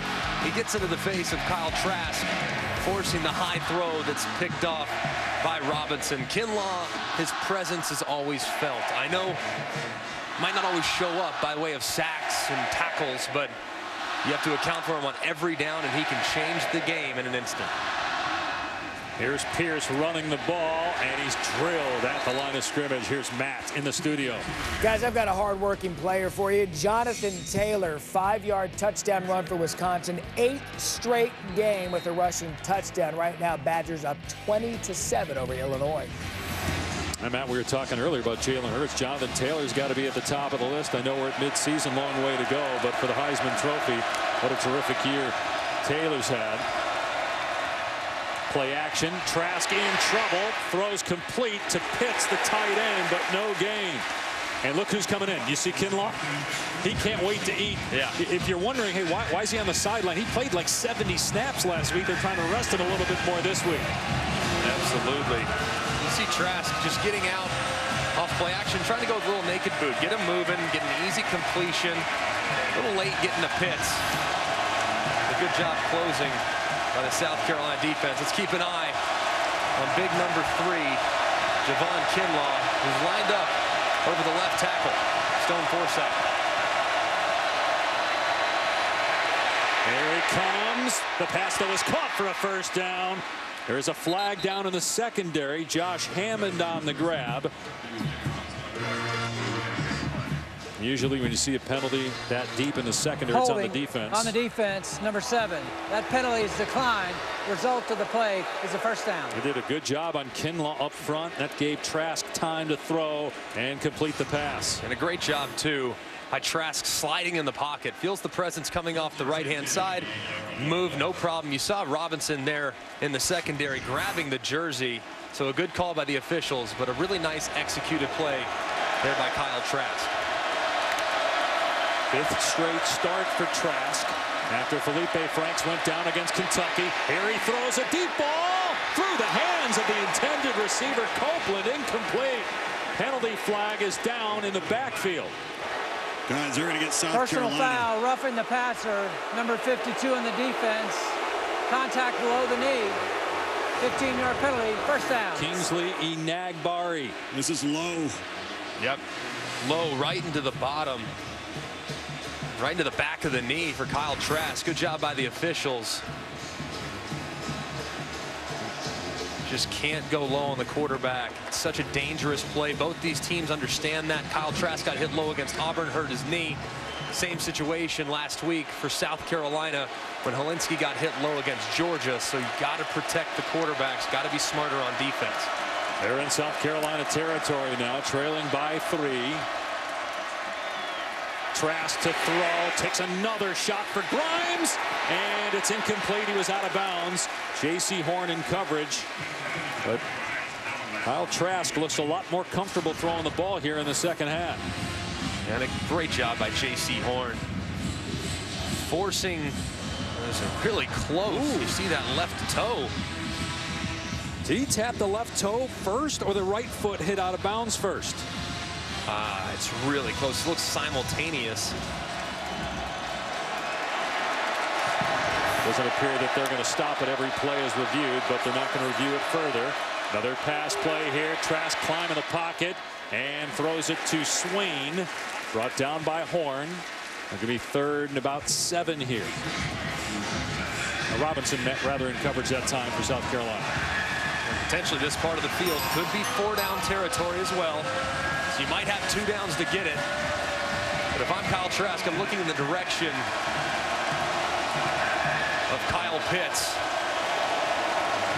who's been relatively quiet today after what was a terrific game last week. Look who he's matched up against, Greg. One of the shorter defenders in Jamie Robinson, the true freshman. There he is. Got 5'11" on 6'6". To your point, Tom, Trask to throw, and it's a screen to the left. South Carolina's all over Swain. That was read well by the defense. Mukwamu was there first. Ernest Jones as well. 4th and long. They have gone for it 15 times on 4th down this year. That's twice per game. You're looking at 4th and 6, but they're going to bring Trask off the field and just punt it.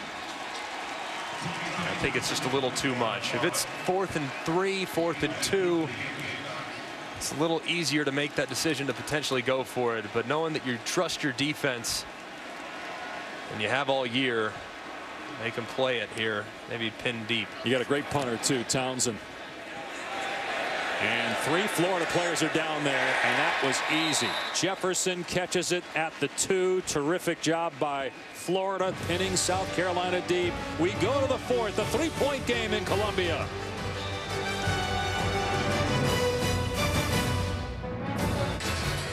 It's loud here in Columbia. South Carolina trying to pull the upset. Leading number 9 Florida as we start the 4th. by 3. However, true freshman quarterback Ryan Holinsky and company backed up on their 3-yard line, and the quarterback lined up in the end zone. Tavian Feaster running the ball, stood up, pushed back. C.J. Henderson in run support with the stick. No gain. And when you're backed up, when you're a shotgun team, you lose the ability to go with a hard count. As you see an injured Florida Gator on the field. That's Jeremiah Moon. And remember, Schuler got hurt earlier. No Zuniga today. No Grenard today. So injuries have been a big issue for this Florida defense. Jeremiah Moon collided with David Reese there, trying to make the tackle on Feaster. All right, so guys, you got 2nd and 10 here. You're backed up. You get a true freshman quarterback. I know they trust Holinsky. Obviously, the fans love him here, but are you being conservative here? Just being careful and running the football? Absolutely. I'm going to be conservative unless I get a one-on-one situation with Brian Edwards. If Brian Edwards is in press coverage and he has a shot to potentially go downfield, I might do an RPO where it's a run play to 10 guys on the field, but to one guy, it's a potential pass play, and Holinsky has the freedom to potentially make that decision. Got to think, too, defensive coordinator Todd Grantham might press the issue here a little bit. Although, how many weapons do you have with the injuries now that you've got the 3 key players on the defensive line? 4, really, with Schuler. Well, I think you have, if you pressure, you got to come up with some creative ways to do it with your second-level players. And going back, Greg, to your point about running the football, I don't even know if it's about being conservative. South Carolina's been effective running the football. Yeah. They've run it when they've wanted to, not necessarily when they had to. So I think that's kind of part of the game plan anyway here, right? Yeah, I think so. But if I get press coverage on my best receiver and I get a chance potentially at a shot, I'm going to always keep that in consideration. But I wouldn't expect them to do a long, deep, slow developing pass play backed up in their own end zone. Schuler is back in the game for Florida. They'll run Feaster again, and he's going to get to the line of scrimmage, and that's it. Taylor stands him up. Reese in there, too. Career high for Feaster in rushing yards today. 113 on 20 carries. Now it's 3rd and long. We'll see if they're conservative again. Can't turn the football over here, Greg. This is prime real estate for the South Carolina offense to flip field position. And how much is it killing Todd Grantham? I mean, you know right now he wants to come after Holinsky. He wants to gas him up. And South Carolina is trying to get in a 3-by-1 set, which would allow some one-on-one coverage potentially against Brian Edwards. They only rush 4. Here comes Reese late. Deep pass by Holinsky. Knocked down, incomplete. Bernie in coverage of Shi Smith made the play. That's a linebacker. At least that's how he's listed on the depth chart, running with a wide receiver. Yeah, and he had a lot of room, and there was some contact, but you do see Bernie turn around and try to make a play on the football. That's a good no call by the officials and great coverage by Bernie. See, Florida comes after this. You do have Swain deep. I'd come after it. Charlton, a senior punter. They're not going to, though. Good kick. And the fair catch made on the Florida side of the field. 47-yard punt.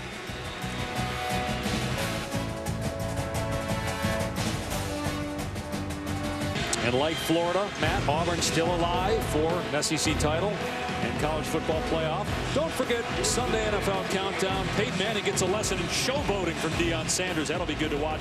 Jalen Ramsey sits down to talk about what went wrong in Jacksonville. Now a member of the Rams. That's tomorrow on ESPN. Florida after the punt. Good field position as it starts to rain again here in Columbia. First down at the Gators' 48-yard line. LaMichael Pirine, the deep back. They haven't run the ball a lot on first down. They will here. Pirine has a hole, and he's got almost 10 yards.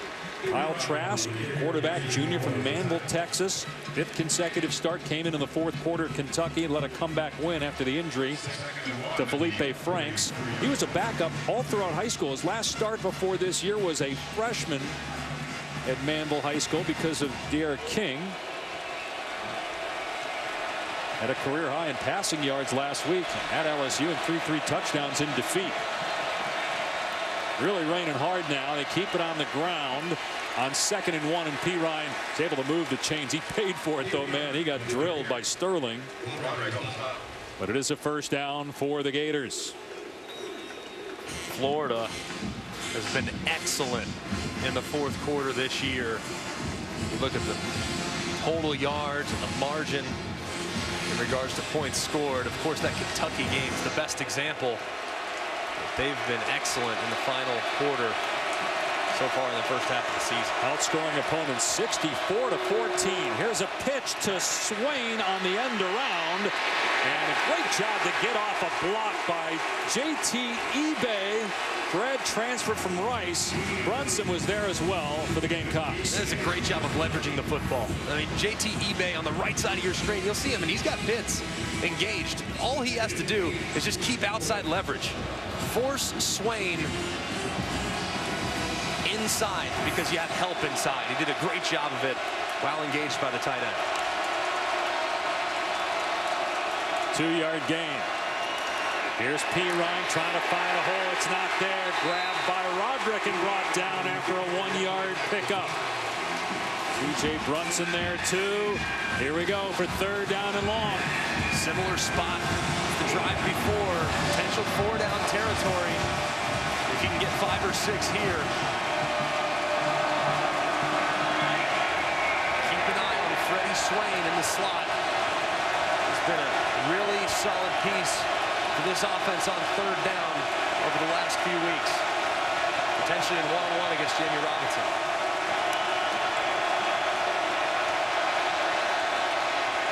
Trask gets hit. Steps up. Finds some running room.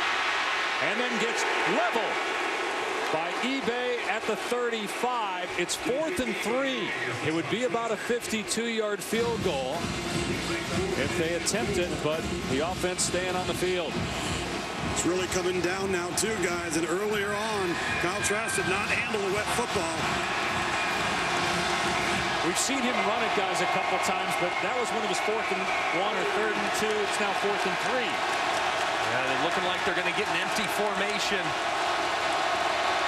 Keep an eye, like the play before, on Swain, who's at the top of your screen at number 3. Middle of the field is open. And Trask, as they only rush a couple, Kinlaw almost got the sack. Trask dumps it off. And it's caught by Pitts for a first down.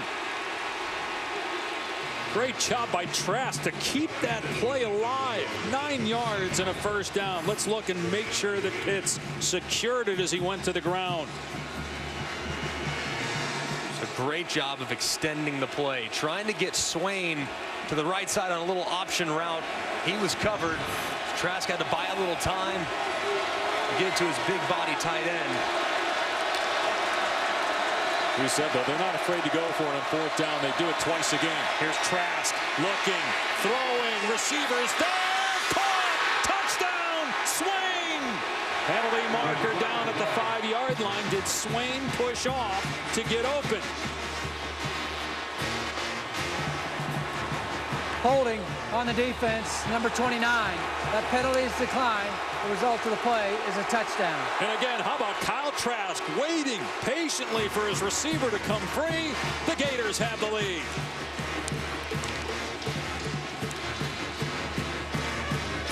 It's just an unbelievable adjustment by Freddie Swain. I mean, unbelievable adjustment. Full layout, tracking the football, securing the catch, fighting through contact, and giving the Gators the lead.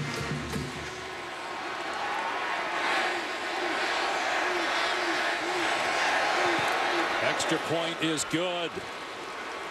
24-20. Kyle Trask has come alive here in the second half. He's got 2 touchdown passes now for the game. A diving catch by Freddie Swain. And the 9th-ranked team in the country is in front here in the 4th.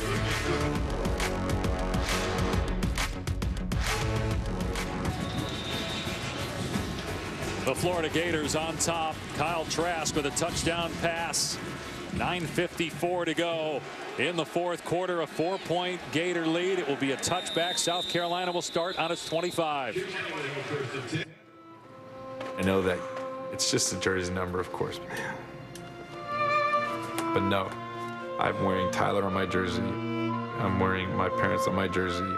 I'm wearing it for all of the people that are going through things in their lives. East 60 Tuesday night, 9 Eastern. You can learn more about Hilinski's hope. There's Ryan, the true freshman quarterback, talking about his late brother Tyler.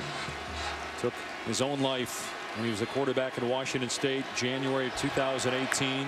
The Hilinskis moved 2,000 miles to Columbia as Ryan decided to play in the SEC. He came down to Stanford in South Carolina, but wanted to go out east. The family followed him.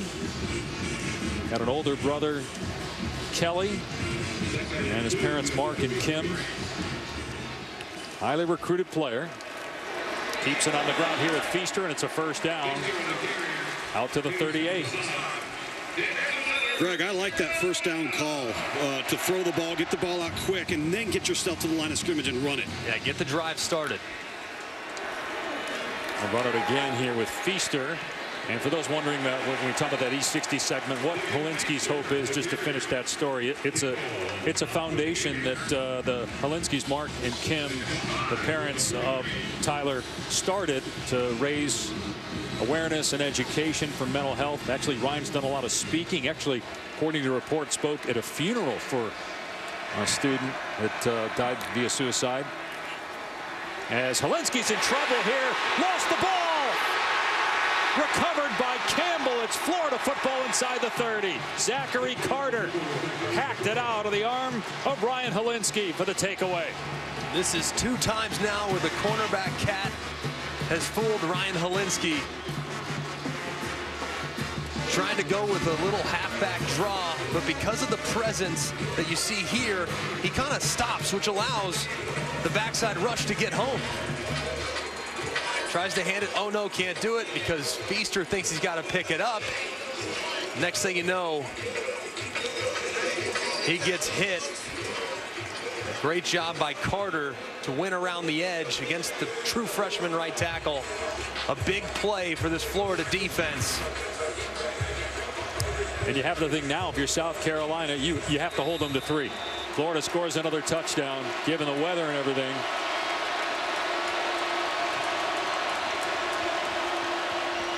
Keep it on the ground with Pierce. That's a big play on first down, a loss of 1 or 2. Here's Matt in the studio. Guys, be mindful of what's going on in Champaign between Wisconsin and Illinois. Reggie Corbin, 43-yard touchdown run. And just like that, 20-14 in the 4th, Badgers. I wonder if the fight that Illinois showed last week against Michigan ends up being a turning point for them, just being more competitive. Meanwhile, big play defensively for South Carolina on first down. Can they do it again here on 2nd and 11? Play fake for Trask. Steps up and throws complete for a first down. It's Copeland near the 10-yard line. Again, it's Trask keeping the play alive with his feet. Copeland is shaken up. It's a great job by Trask attacking the line of scrimmage. As he flushes forward, look at the impact it has on the defensive players. They start to come up, they start to trigger, which means it allows for some disappearance at the 2nd level where he finds Copeland. Just a good job of threatening the line of scrimmage. As Copeland goes down and still on the ground being tended to. And watch here at the end. It looks like DJ Wanham. Looking to see if that's 8 or 6. That's Brunson 6. Is he? I don't know if it's accidental or intentional, but actually looked like he punched him. Now, probably either trying to punch the ball out or just make a tackle, but got to be going for the ball there, I would assume. But yeah, I mean, the ball's moving right across his body. You got to think, and you see so many guys trying to rip at the football, especially when the guy's already engaged. So I don't think it was intentional by any stretch, but unfortunate. that Copeland had to take one on the chin after what was a really nice gain. Hey, Greg, I think what was really sneaky good about Kyle Trask there is when he climbed the pocket and started to attack the line of scrimmage, he actually tucked the football for a split second, and 4 black jerseys jumped him. And then he pulls it back up, keeping his eyes downfield. Some nice pocket moxie there. Just great poise. They can get a first down before the end zone. They're on the 11. You got Lucas Krull in the game. You see number 7 at tight end. He's a former pitcher. He's thrown the ball a couple times. Keep that in mind here for this play call. Trask rolling out, throws to the end zone, and it's picked off. J.C. Horn with the interception. There's a flag down at the 1-yard line. That would be J.C. Horn's first career interception. Will it stand? Holding on the defense. Number 1. Half the distance. Automatic first down. Now, South Carolina fans in that end zone are throwing towels onto the field now. They didn't like the call. There was a lot of contact and grabbing as Jefferson tried to get released, and you see him grab. I mean, he grabs the face mask. It's very clear. It's a good call by the official, but South Carolina players are turning to the crowd saying, let's not do this. Don't litter the field here. Well, they're throwing water bottles, too. In fact, interviewing Dan Mullen going into half, we almost got pummeled by a water bottle.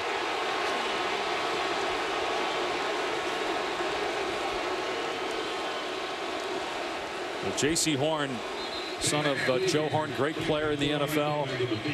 Terrific corner for the South Carolina team. Made a great play. It was just the contact earlier.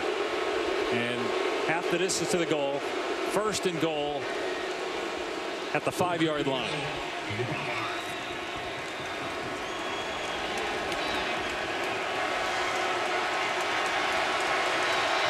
That's Dameon Pierce, the tailback. He's got a touchdown already in this game.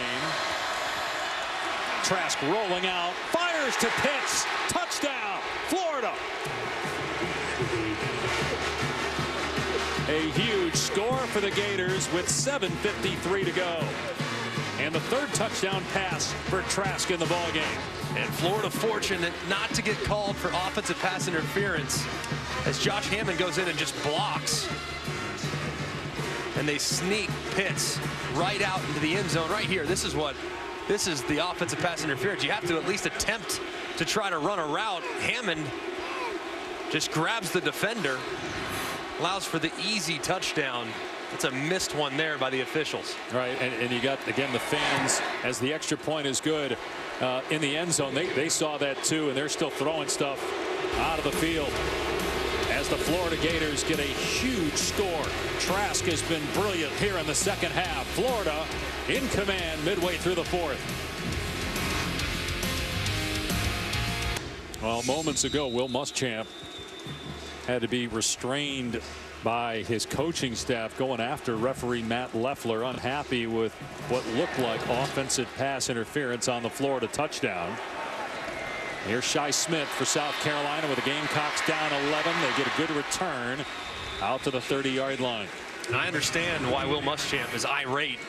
Watch Josh Hammond, number 10, as he comes down.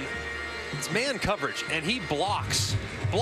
Doesn't try to run a route, blocks the defender that was trying to cover Kyle Pitts. No officials recognized it, no flags, and Will Muschamp is beside himself. And this continued on for several minutes.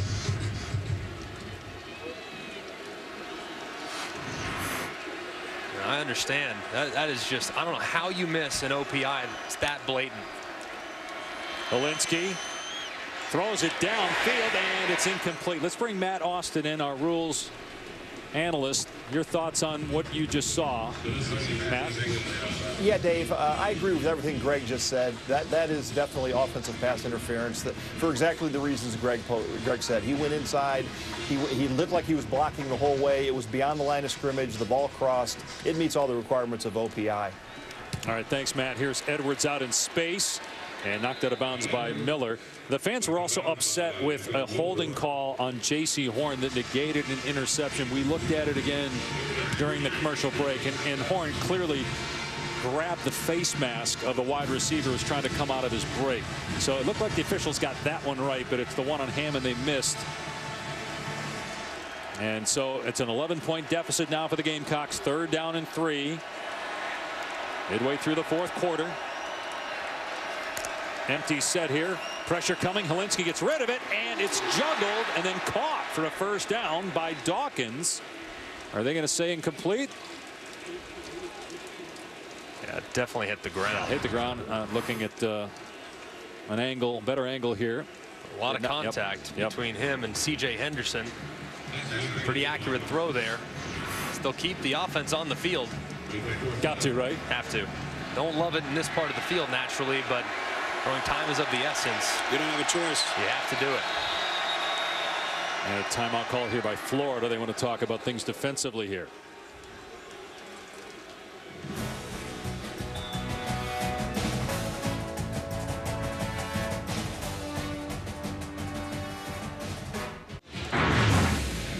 A lot of boos raining down here in Williams-Brice Stadium for good reason. Missed false start earlier in the game that led to this long 75-yard touchdown run. Thought there was a hold. I thought that was clean, but the missed false start's inexcusable. And then this, even worse. Offensive pass interference, clear as day. You see Josh Hammond release downfield, doesn't attempt to run a route, just blocks. And Will Muschamp was beside himself on the sideline after the touchdown to Pitts. It has not been a very clean game from this officiating crew. A couple missed calls against South Carolina. And now it's 4th and 3. They're bringing pressure, and it's dropped again. Incomplete. Edwards couldn't hang on. So Todd Grantham dialed it up, and Florida takes over on downs, leading by 11. I just don't know how this happens. You're just going to see pressure right up the middle, and you're going to see the left guard try to get to it late. The left guard's kind of leaving for nobody, and he's given up the A-gap, which is inside. You have to protect the A-gap first. He doesn't, and Rhodes forces the early throw and the incompletion. That was poorly protected by the South Carolina offensive line. Did it not look like Ryan Edwards expected the ball there? Looked as though it had to get out laser fast, and I'm sure he wasn't expecting that quick. Florida going to keep it on the ground here. Pirine down to the 34, so he got 3 on that play. First Florida quarterback in the last 15 seasons with back-to-back SEC games with 3 or more passing touchdowns. Did it in a loss against LSU last week, and maybe headed towards a win here in Columbia. You mentioned this at the top of the telecast. Dan Mullen wanted to see how his team would respond from a loss. When they fell to Georgia last year, first loss of the year, didn't handle it well. Beat badly by Missouri the following week. But a different story today after they fell to LSU a week ago, especially in the second half. Trask had a lot of balls that fluttered in the first half. He's been strong throwing the ball here in the second. Pirine trying to get the corner. He does. Has the first down. Skips out of play at the 22. Let's go to Matt in the studio. Guys, checking in on Travis Etienne as Clemson started to pull away in their game against Louisville. 14 carries, 192 yards, and this 49-yard touchdown run. However, at a next possession, Etienne was limping and taken off the field. But right now, 31-3 Clemson in the 4th. Clemson's last game of the regular season will be here in Columbia against South Carolina. Say what you want about Clemson's offense, but that defense, they're a handful. Despite losing all those guys to the NFL up front. Florida taking the clock down with an 11-point lead. And Trask to throw here. Pirine can't come up with it. So that stops the clock. 5:45 to go. Roderick in coverage. Why would you do that? Why'd you throw the football right there, guys? Try to sneak Pirine out on the wheel route. See if you can catch him sleeping, but I don't get that at all. I don't either. On the ball. I mean, I feel like every time they've done some nice things on the ground, they've gone right back to the pass, and it's worked. I mean, don't get me wrong. think Trask has responded well to the wet ball after the ball flooded early. He's been much more accurate here these last 15 or 20 minutes or so. Right. But is it possible? I mean, look, there's 6 minutes left. Is it possible Dan's thinking we get a touchdown, the game's over, a field goal, South Carolina still has a shot? Sure, but you just hit a 12-yard gain with P right off the edge. Gonna throw it again over the middle. It's high and incomplete, intended for Jefferson. Oh, a late flag is thrown here, along with towels and water bottles from the fans in the end zone. Pass interference on the defense, number 1. That's a spot foul. First down. So J.C. Horn has been called for costly holding and pass interference calls on consecutive possessions. A lot of contact. A lot of contact. You see that left arm draped around, but it comes off. I mean, it's the SEC. There's contact. I mean, I think that's a ticky-tack foul, frankly. Compared to what's been missed. Yeah. I don't know, guys. I mean, he had a hold of him. Oh, he had him for a second, but and even if you let him go, but you still got a hold of the receiver, I don't think that was as blatant as the other one. First and goal now for Florida. 5:39 on the clock. Pierce gets hit, bounces off of the tackler, and then dropped. Gain of 3 on the play. You have to be impressed with how Florida's responded, though, as the game's gone along.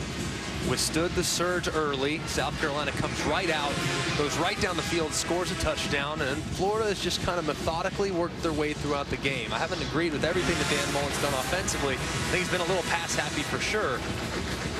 But man, this has been a gutsy performance after what was a very emotional loss last week, a physical game too, the last couple weeks for the Florida Gators. And this team's for real, and they've really showed their heart today with how they've performed here in the last 20 minutes. Heading into a bye week before they take on Georgia on November 2nd. Pierce off the right side, dumped at the 5. So the play of the day here for South Carolina's defense to try to hold Florida to a field goal, keep it a 2-possession game, nearing 4 minutes to go.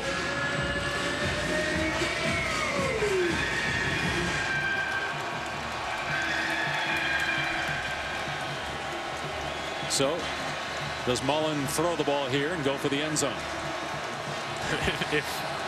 If recent history suggests anything, yes. I think it's dangerous, though. I'd keep it on the ground. I would trust these wide receivers to block for you if you do get on the perimeter. It's going to be a high percentage pass play to Grimes. He's in for the touchdown. That's so difficult to defend. I love that play. Just kind of an extended handoff. You get Grimes, the big body wide receiver, running towards the quarterback. Very easy completion. Very few things can go wrong. Just really tough to defend. You saw the New Orleans Saints start to use this. LSU uses it quite a bit as well. It's just a really, really tough play to defend along the goal line, especially when your wide receiver is a big body, 6'5" guy that can run through contact. 4 touchdown passes for Trask to 4 different receivers. Florida trailed by 3 in the 3rd quarter, but they're on their way to victory now at the 4-minute mark. Yeah, it's just easy. It's a piece of cake throw. Probably the easiest throw Kyle Trask's had to make today. It was nice and accurate, right on the face mask of Trey Grimes. It's been a great performance here. After the early interception in the second half, Kyle Trask has really shown his mettle and has played really well down the stretch. Tell you, Greg, you feel a little bit for South Carolina because I think this is a pretty good football team and has the makings of being one in the future. They just made more errors and fewer plays than Florida did here in the 4th quarter. And they have such a tough schedule, guys. You played North Carolina to start the year. They also played Alabama from the West, and then they have to go to Tennessee, which Tennessee had a good win last week. They still have A&M on the road. That's not easy. You got Clemson, Appalachian State they have to play. One of the toughest schedules in the country.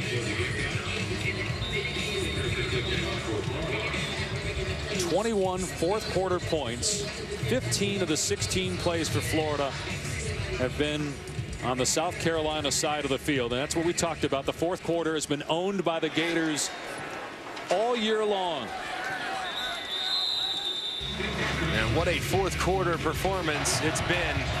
It all got started on the beautiful adjustment by Freddie Swain. Ball thrown upfield. Swain tracks it, finds it, lays out, and grabs it. Followed quickly by the cornerback Cat. It turned into a fumble. Recovered by the Gators. And then a couple plays later on the little rub route to Pitts for the touchdown. It's been a beautiful fourth quarter for the Florida Gators.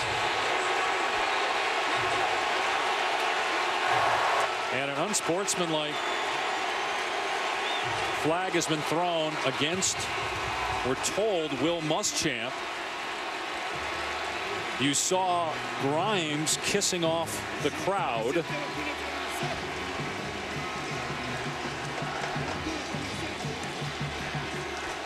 I assume Muschamp was warned in the first confrontation with Matt Leffler, the referee.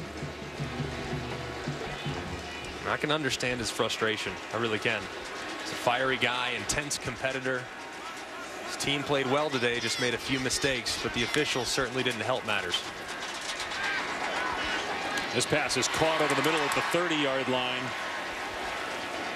by Josh Vann.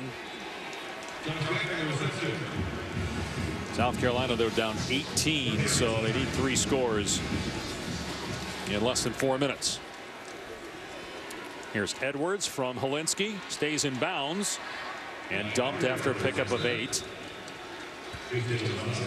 Now Florida, this is impressive, right? In the weather, on the road, trailing in the second half, coming off a game against LSU where they played well enough to win but couldn't hang on late. LSU, and that game was tied at 28, and LSU pulled away late. Joe Burrow has been terrific all year. Florida doesn't have Grenard or Zuniga, maybe their 2 best defensive players. I'm telling you, I think Florida is the most improved team from week 0 to today. I don't think there's a more improved team in college football than Florida. I looked at them in that game against Miami, and their offensive line was a mess. They made some mistakes, self-inflicted mistakes by turning over the football. They've just gotten better and better, and they've withstood difficult outcomes, difficult circumstances. Played great last week, even though the second half performance wasn't quite what they wanted. I'm telling you, they go into the bye week now. Got to be feeling so good about the progress they've made, and I think they've certainly made a statement that they could be the best team in the SEC East. Here's Edwards, knocked down at the 44-yard line. You still feel like Florida's good enough to win not just the East, but the whole SEC. I do. Once Grenard gets back and Zuniga, if those guys can get back after the bye week to being who they are, I don't think anybody has as dynamic a 1-2 punch along the front as Florida. Well, and Greg, to this point, you know, they're the only team in the conference that has had to play the 6-7 straight weeks. Yeah. Helinski's pass on the sideline, incomplete, intended for Feaster. I just have so much respect for Dan Mullen. I looked at this team coming into the season. I wasn't sure. You lose so many pieces along your offensive line. You lose so many pieces on the defense side of the football, playmakers, stars, and yet they just continue to find ways. It's not always pretty, and today it wasn't exactly pretty as well. You look at just how they've played down the stretch and scoring 21 straight to close the game potentially, and this team just finds a way every single week to put their best foot forward. Now C.J. Henderson is down, and he's their best player in the secondary and one of their top players on their team. Well, TJ is back, joining Chris Berman for NFL Primetime tomorrow, 7:30 Eastern, only on ESPN+. All the highlights and breakdowns from the day's games, updates after the Sunday night and Monday night games.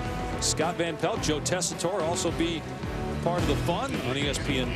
Download the app or go to ESPNplus.com. No, Greg, this Florida tandem of corners could, arguably be the best in the SEC. And last week was the first time they've been on the field together, starting and playing in tandem. They just haven't been able to stay healthy at the same time. Yeah, and just think with that pass rush, and of course last week against LSU, I mean, LSU's a dynamo offensively, but South Carolina going to keep it on the ground. Feaster's got the first down and more. He's inside the 10-yard line.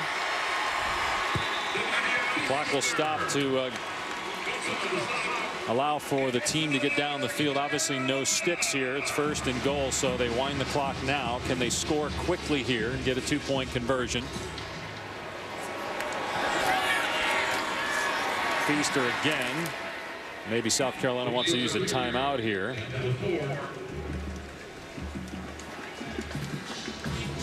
Not going to. Tall order, down 18 with 2 minutes to go, so they'll go as fast as they can, but they won't stop the clock yet. Here's Ortre Smith diving it in for the South Carolina touchdown.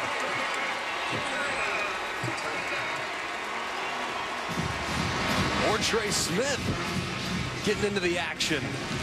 Not a ton of opportunities this year, but I remember when he was recruited, they felt really good about his development, what he might eventually become. He's huge, big body receiver that has star potential written all over him. So it's good to see him getting involved, and you got to think his career arc is just getting started. Some bright days ahead for Ortre Smith. They don't need to go for 2 yet. Wait till the last possible moment when you have to. So it's an 11-point game again, 2-possession game. Let's go to Matt Berry. All right, guys, keeping an eye on Wisconsin and Illinois. This game closer than 31-point spread would indicate Joshi Matterbebe with the touchdown.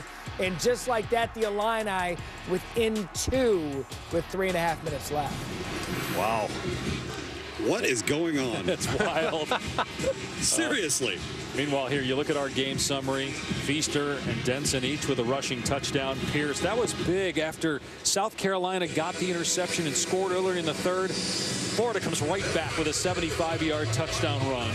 And then Trask was outstanding throwing the ball after that interception. Yeah, very accurate and decisive.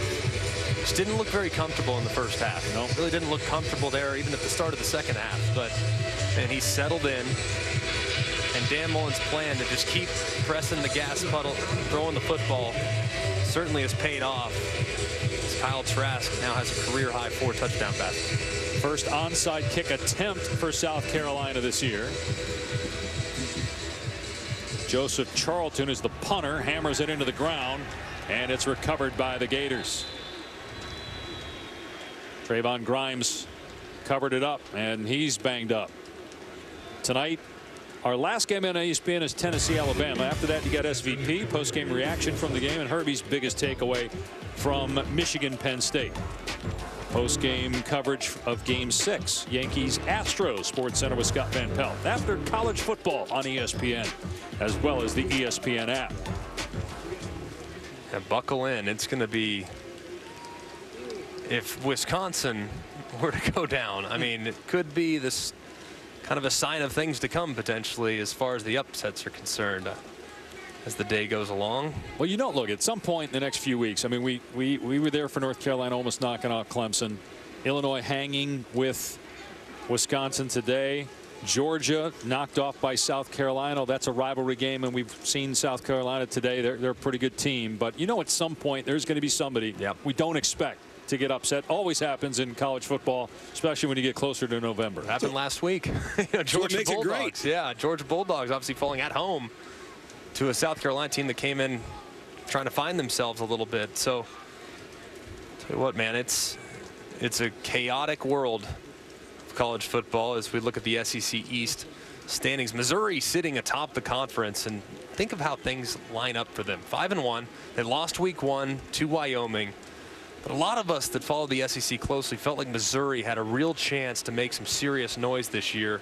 They host Florida, and they go to Georgia in the first 2 weeks of November. So it's going to be really interesting to see what happens with Missouri. But I think Florida the last couple weeks, even in a losing effort last week, I think they've positioned themselves very nicely for the stretch run as they can hopefully heal up in the bye week and get back to 100%. And Greg, when we talk schedule, look at who Missouri doesn't have to play. Yeah. I think their draw that they lack out of the West really gives them a chance. Meanwhile, Grimes, the guy's getting helped off the field. That would be big if he's hurt. And again, they have a bye week next week. Then it's Georgia, Vanderbilt at home. They go to Missouri, and then Florida State comes to Gainesville. And this was a dangerous game. I mean, this was the trap game, if you will. So this is obviously a test of maturity, and Florida's passed it with flying colors, especially with how they've played here in the fourth quarter.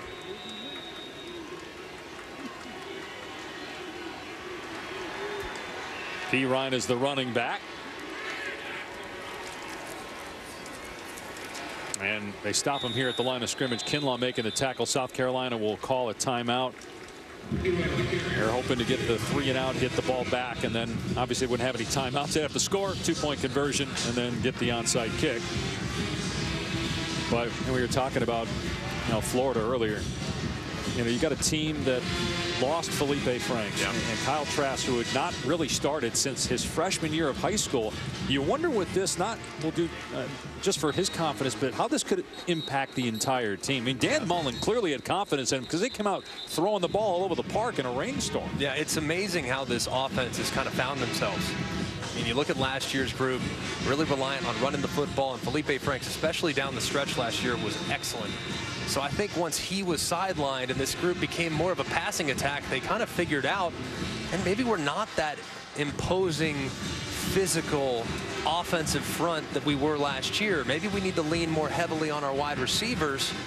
And as a result, this offense has kind of taken to new heights these last couple weeks, because this receiving core is special. They really are. So deep, so active, and Kyle Pitts makes them a matchup nightmare. P. Ryan again on 2nd down.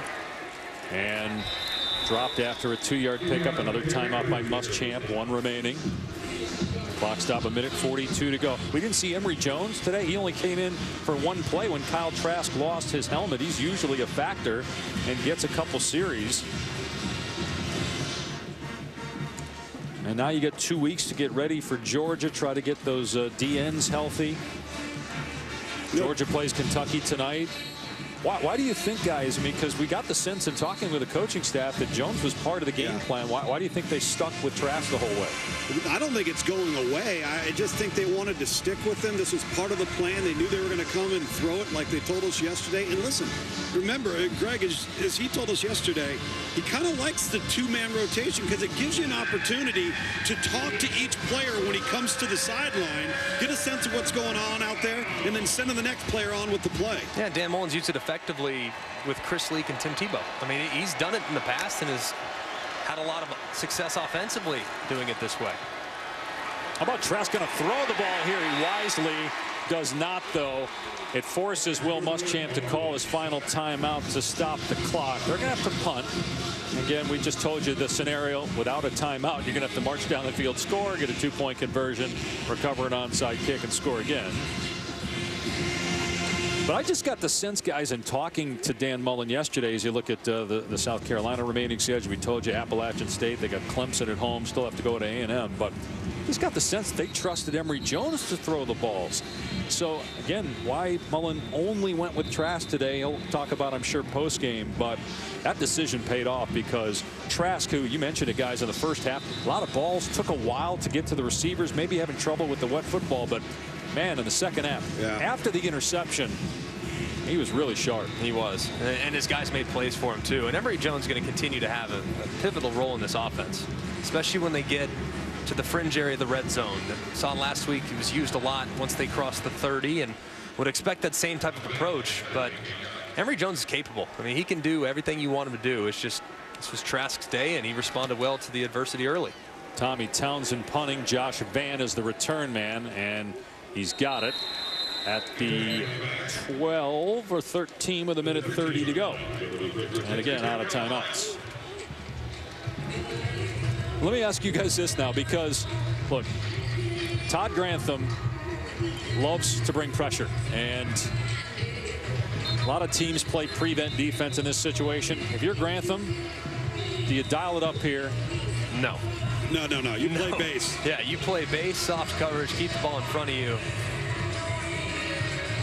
I mean, Todd Grantham will blitz regardless. He'll blitz, with the kickoff team on there. He doesn't care. He's bringing the heat no matter what, but not in this scenario. You don't want to give away cheap ones.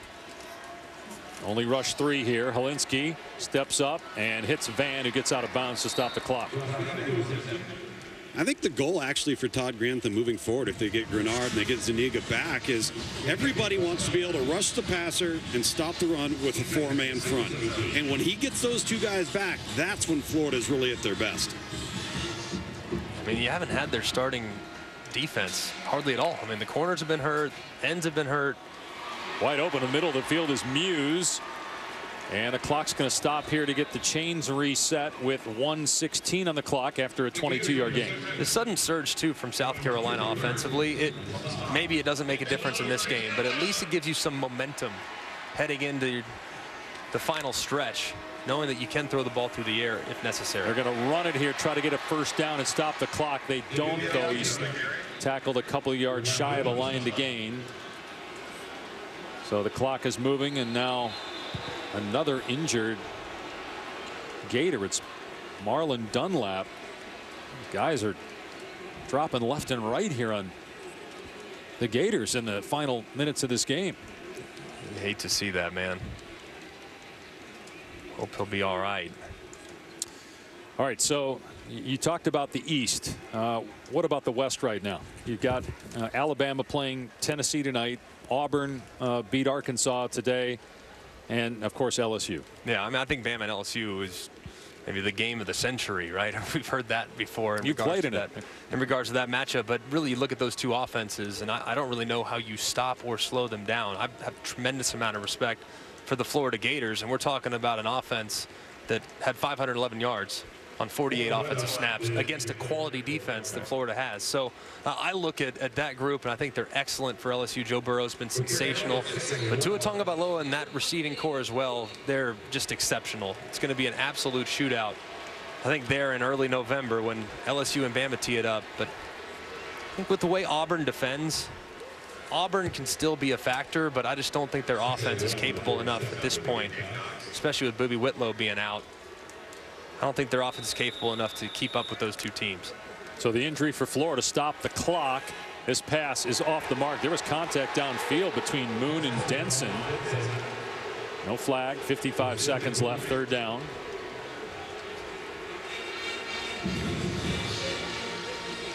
Well, South Carolina had never beaten top 10 teams in back-to-back games.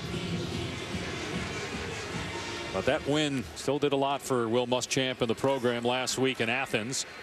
It's a first down catch. Clock will stop as they reset the chains. We're being told that Illinois just beat Wisconsin. As that ball's tipped, caught. Clock's going to run, though. Alinsky a little slow to get up. But if that's accurate, what we're being told right now, if Illinois beat Wisconsin, yeah, 24-23. Illini over the Badgers. How about that for Lovie Smith? Wow. Wow. I mean, they hung in there with Wisconsin. Drop ball by Van. Game-winning 39-yard field goal for Illinois.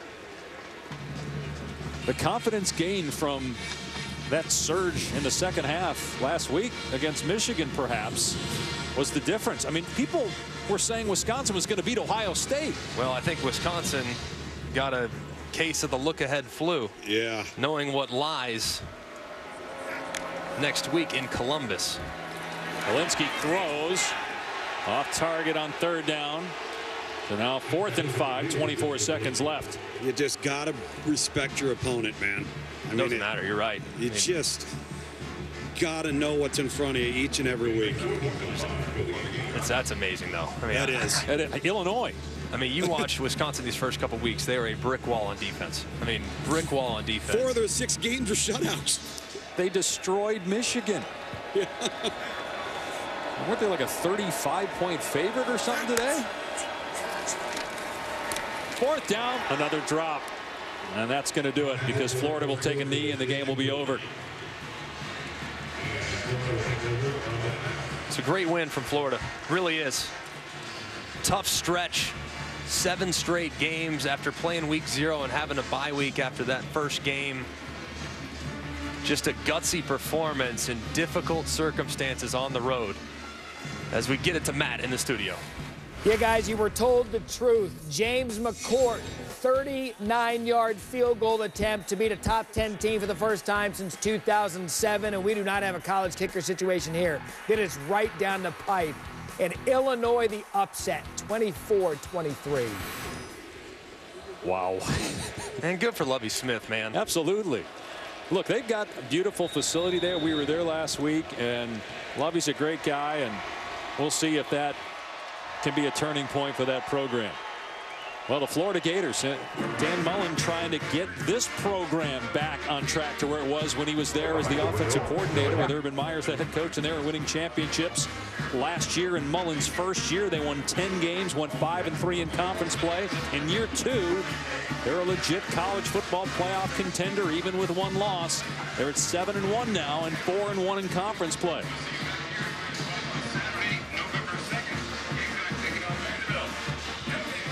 South Carolina falls to 3-4 as we check in with Tom down on the field. Well, Coach, at halftime, clearly you were not happy with the execution. Yeah. But you came out. What were the things that you adjusted to that allowed you to execute better in the second half? Our guys adjusted to it. I went in and said, hey, there's no issues. You know, I mean, defensively, I thought we played a great first half. You know, the guy makes a one-handed beautiful catch, and we have a couple offside penalties and miss a gap for the run. But overall, we played great defense, and we weren't executing. Came out, you look at the beginning of the third quarter, we continued a little more of the same. Then we started to settle in. Defense made some plays. You know, they did a great job flipping field position, keeping us pinned deep all day long. Second half, we were able to flip the field position, you know, get a little in the plus side, and we finished it off scoring touchdowns there at the end. I know it hasn't been ideal with the schedule, but you finally get the bye week next week. How important is it to have it scheduled right then and there? I think it's right now for us, it's great. We're right where we want to be. You know, coming into this season, we control our own destiny. We're getting into a bye week, and we're going to have three games in November, conference games in November. That'll determine who goes to the SEC championship, and that's all you want to do is be in that position in November. You told us you wanted to throw it coming into the football game. How did you feel Kyle Trask threw it today? I thought he threw pretty well. I thought he tried to do a little too much at times. You know, and with reads, but I thought we threw and caught pretty well all day long. Started slow, but did a really good job as the game went on. All right, thanks, Coach. Thank you. Go Gators. All right, so the Florida Gators bounce back from that loss against LSU with an impressive win in Columbia. Meanwhile, an upset in the top 10 in Champaign, plus Kentucky, Georgia tonight. And Alabama, Tennessee on ESPN. For Greg McElroy, Tom Luganville, Dave Pasch, thanks so long from Columbia. Let's get you more of the upset in Champaign with Matt Berry in the studio.